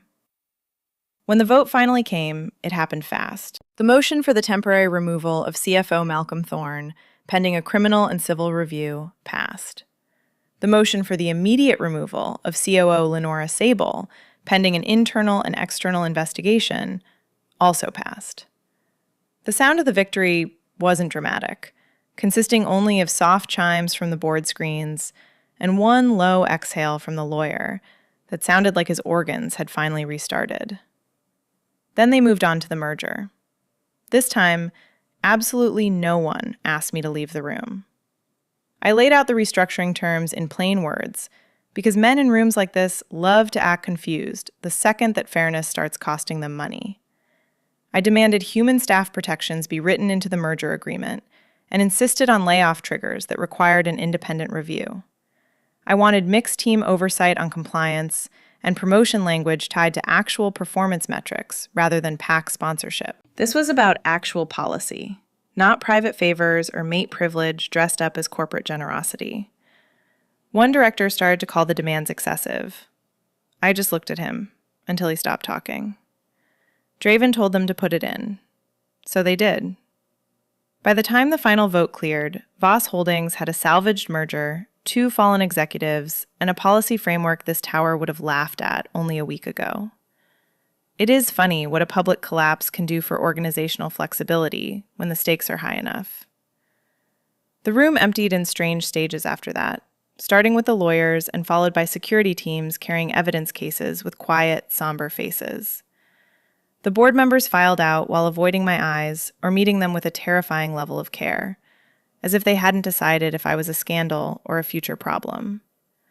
Someone near the door whispered the word Luna in a hushed, reverent tone, sounding like they were trying a crown on my head without asking permission. I turned so fast the woman actually flinched. "No," I said. "If this company wants me here, it can start by offering me a contract." That word traveled through the hall. Good. When the last of them finally filed out, the boardroom went completely still as rain traced patterns against the glass, and the city below looked like it had been scrubbed raw. My body was finally beginning to register the cost of the day, from my bruised wrist and tight throat to the fact that my legs had done a full day of war in high heels. Draven stayed by the head of the table until the door sealed behind the final lawyer. Then he crossed the room and went down to one knee again. I stared at him and asked if he was starting to collect hobbies. His mouth twitched once as he told me he was simply apologizing properly. The joke died softly between us. He looked up at me with all that massive force banked down into something quieter and much harder to bear, admitting he should have ended all of this much sooner. He brought up the misranking, Serena, and Lenora, and he didn't look away when I told him that he was absolutely right. He took that hit without flinching and explained that the old scent research was real, involving mixed-line births and families who hid their daughters by masking them as human. He admitted he knew enough to suspect what I was facing, but not enough to excuse the fact that he let it happen under his watch. I folded my arms and asked him what he actually wanted from me. His answer came fast. He wanted my presence, not my obedience. That hit me low in the chest. So I gave him my terms the only way I knew how, stating there would be no public role without my consent and no career tied to our romance. I told him I wouldn't accept a protective cage dressed up as care, and I wouldn't have decisions about my life made for my own good by people with titles and instincts. He held my gaze the entire time. Agreed, he said, and for once, it actually sounded like a vow made to an equal. When Draven finally stood, he moved with a slow, deliberate grace that told me he understood how much the room had shifted, yet he clearly hadn't forgotten how fast power can lunge when it's cornered. Good, I said, keeping my voice steady. Then we're clear on how this works. Not fully, he replied, and the vibration of his voice seemed to hum against the very air between us. He was right, of course, because we weren't even close to being done with this. My wrist still carried the heavy, intoxicating scent of him, a mix of warm cedar and rain over skin that felt slightly bruised from the intensity of the moment. My pulse had finally started to settle into a normal rhythm, but every few seconds it would kick against my ribs again, almost like my body was replaying that boardroom scene on a frantic delay. I kept seeing him kneeling, and the room breaking apart around that single act of surrender. And I remembered my own voice saying yes because, for the first time in my professional life, that yes had actually belonged to me. I reached down to pick up my portfolio, which felt significantly heavier now that it was packed with the physical proof of a week that had very nearly gutted my reputation. As I turned toward the exit, Draven adjusted his stride to move with me, staying perfectly level instead of trying to lead the way.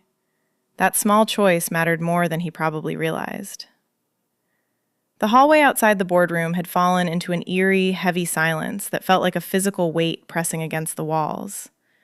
It wasn't that the floor was empty, but rather that everyone had gone quiet, with security teams huddled near the lifts and a legal assistant frozen in place while clutching a stack of binders to her chest. Two directors who were just finishing a side call stopped mid-sentence the moment they saw us emerge.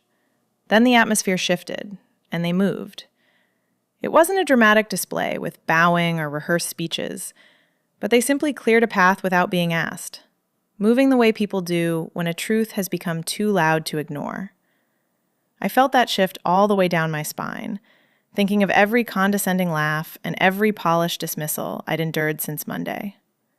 The very floor of the tower seemed to feel different under my heels now, as if the center of gravity for the entire building had relocated to the space between Draven and me. The harsh corridor lights caught the fresh mark on my wrist. Every pair of eyes in the hall went there first. I expected nothing less from this crowd. Serena's warning from the stairwell was still echoing in the back of my mind, telling me that if you marked me in public, I'd never truly own my own life again. Maybe she actually believed that. Or maybe most of the people in this building did. Because when you're raised inside these rigid hierarchies, protection and possession start to sound like the exact same thing. I didn't slow down. Draven matched my pace with that same terrifying, careful control he'd shown in the boardroom the second I gave him my permission. His presence filled the entire hallway without ever feeling like he was crowding me, though I could still feel the heat radiating from him under that expensive tailored wool. Every time the air shifted, I caught that scent of rain and cedar again, and that deep subterranean rumble of his presence brushed across my nerves until my brain felt sharp and my heart felt briefly stupid. "You're thinking far too hard," he said, his voice low enough that only I could hear. I glanced up at him, my eyes narrowing slightly. "You say that like it's some kind of flaw." "On you? No, it's definitely not." That admission almost made me smile, but I caught myself before the expression could fully form. We reached the main executive floor, and the atmosphere there was even worse because of the open glass and the clean, judgmental lines of the architecture. This was where people had spent the last 5 days watching me get treated like a piece of office furniture. But now every single head lifted as we passed. Wolves, humans, analysts, and directors who had suddenly discovered their ethics after the vote all watched us in a silence that spread as fast as ink dropping into clear water. I didn't lower my gaze for a second. Neither did he. Because Draven chose to walk beside me instead of taking the lead, everyone on the floor was forced to read the physical shape of our partnership correctly. I wasn't being owned, escorted, or absorbed into his shadow, but we were moving side by side, and that visual changed the entire geometry of the room in real time. Benji from Legal Ops popped up from behind a desk, carrying 3 heavy folders, and he nearly dropped every single one of them when he saw us. "Well," he said, looking from the mark on my wrist to Draven's face and then back to me, "it looks like things escalated in a very specific direction. I was promised a clear route to the exit," I told him, "not a running commentary on my life." "You're as dry as ever," he said, pressing a hand to his chest in mock offense, while explaining that this was just his personal support style. Draven gave him a look that would have absolutely flattened a weaker man, but Benji was human and far too tired to be intimidated by an alpha's posturing. He just adjusted his folders and gave me a short, respectful nod. "Your packet copies have already made it to the archive lock," he said, adding that half the building now viewed me as either the future of corporate governance or the literal start of the apocalypse. "Both of those things can be true at the same time," I replied. That comment actually earned a small, genuine smile from the man beside me. Benji's expression softened for a brief moment as the joking edge dropped away, and he told me that I'd done a good job. It was a simple compliment, but it landed much deeper than I expected it to.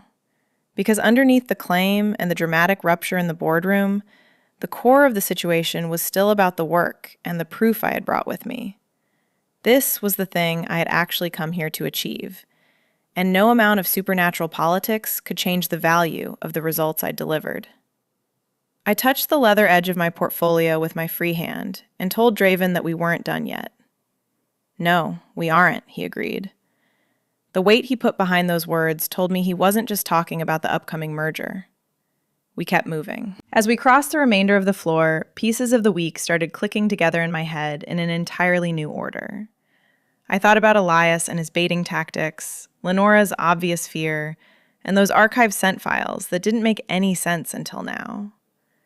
There were mixed-line births and masking protocols and old pack money buried around biological anomalies that no one wanted to talk about in the light of day. Under all of those secrets was my mother's careful vagueness every time I asked why people couldn't seem to place our family, and why school photos always prompted comments about my eyes or my wrongness, even if they never used that specific word. Null adjacent was the term Lenora had used. I was unreadable enough to jam a wolf's instinct. I was rare enough to trigger a total panic. I hated how perfectly that description fit the reality of my life. At the far end of the floor, the glass doors to the executive elevators stood open, their polished steel edges throwing back a pale reflection of a woman I almost didn't recognize. I had the same suit and the same sharp mouth, but the week had stripped away a layer of hesitation that I hadn't realized I was carrying. It wasn't about losing softness, since I'd never had much use for that, but I was done asking rooms for permission to matter. Draven's hand hovered just an inch away from the small of my back as we approached the elevator. He didn't actually touch me. That display of restraint brushed over my senses much harder than physical contact ever could have.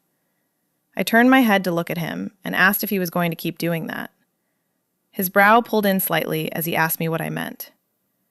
"You're acting like I'm going to bolt if you move too fast," I said. His mouth shifted into a wry line as he admitted that I probably would. I had to give him that one. A quiet, charged beat passed between us that felt almost funny in its intensity. Then the elevator chimed. The doors slid wide, and the entire office watched in total silence as I stepped through the threshold first. Draven followed right behind me. He didn't stand in front, he stood beside me. As the glass doors closed on the floor that had spent all week laughing at my expense, I looked down at the mark on my wrist, catching the last strip of light. I understood one thing with brutal clarity in that moment. I had the deal. I had the truth. I had a man powerful enough to kneel when it mattered. But outside the walls of this tower, the rival packs would already be making their moves, and the old families would be picking up their phones. Buried bloodlines never stay hidden once the scent of power hits the daylight. And whatever I was becoming to Draven, none of it answered the biggest question of all.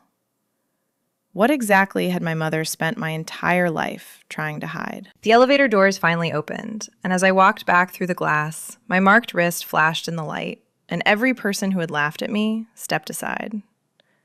So tell me this, the pack. If fate finally drops power at your feet only after the room tries to break you, do you take it and rewrite the rules? Or do you burn the whole structure down to build something of your own? Drop your take in the comments below, and tell me where you think Ava's bloodline is going to lead us next.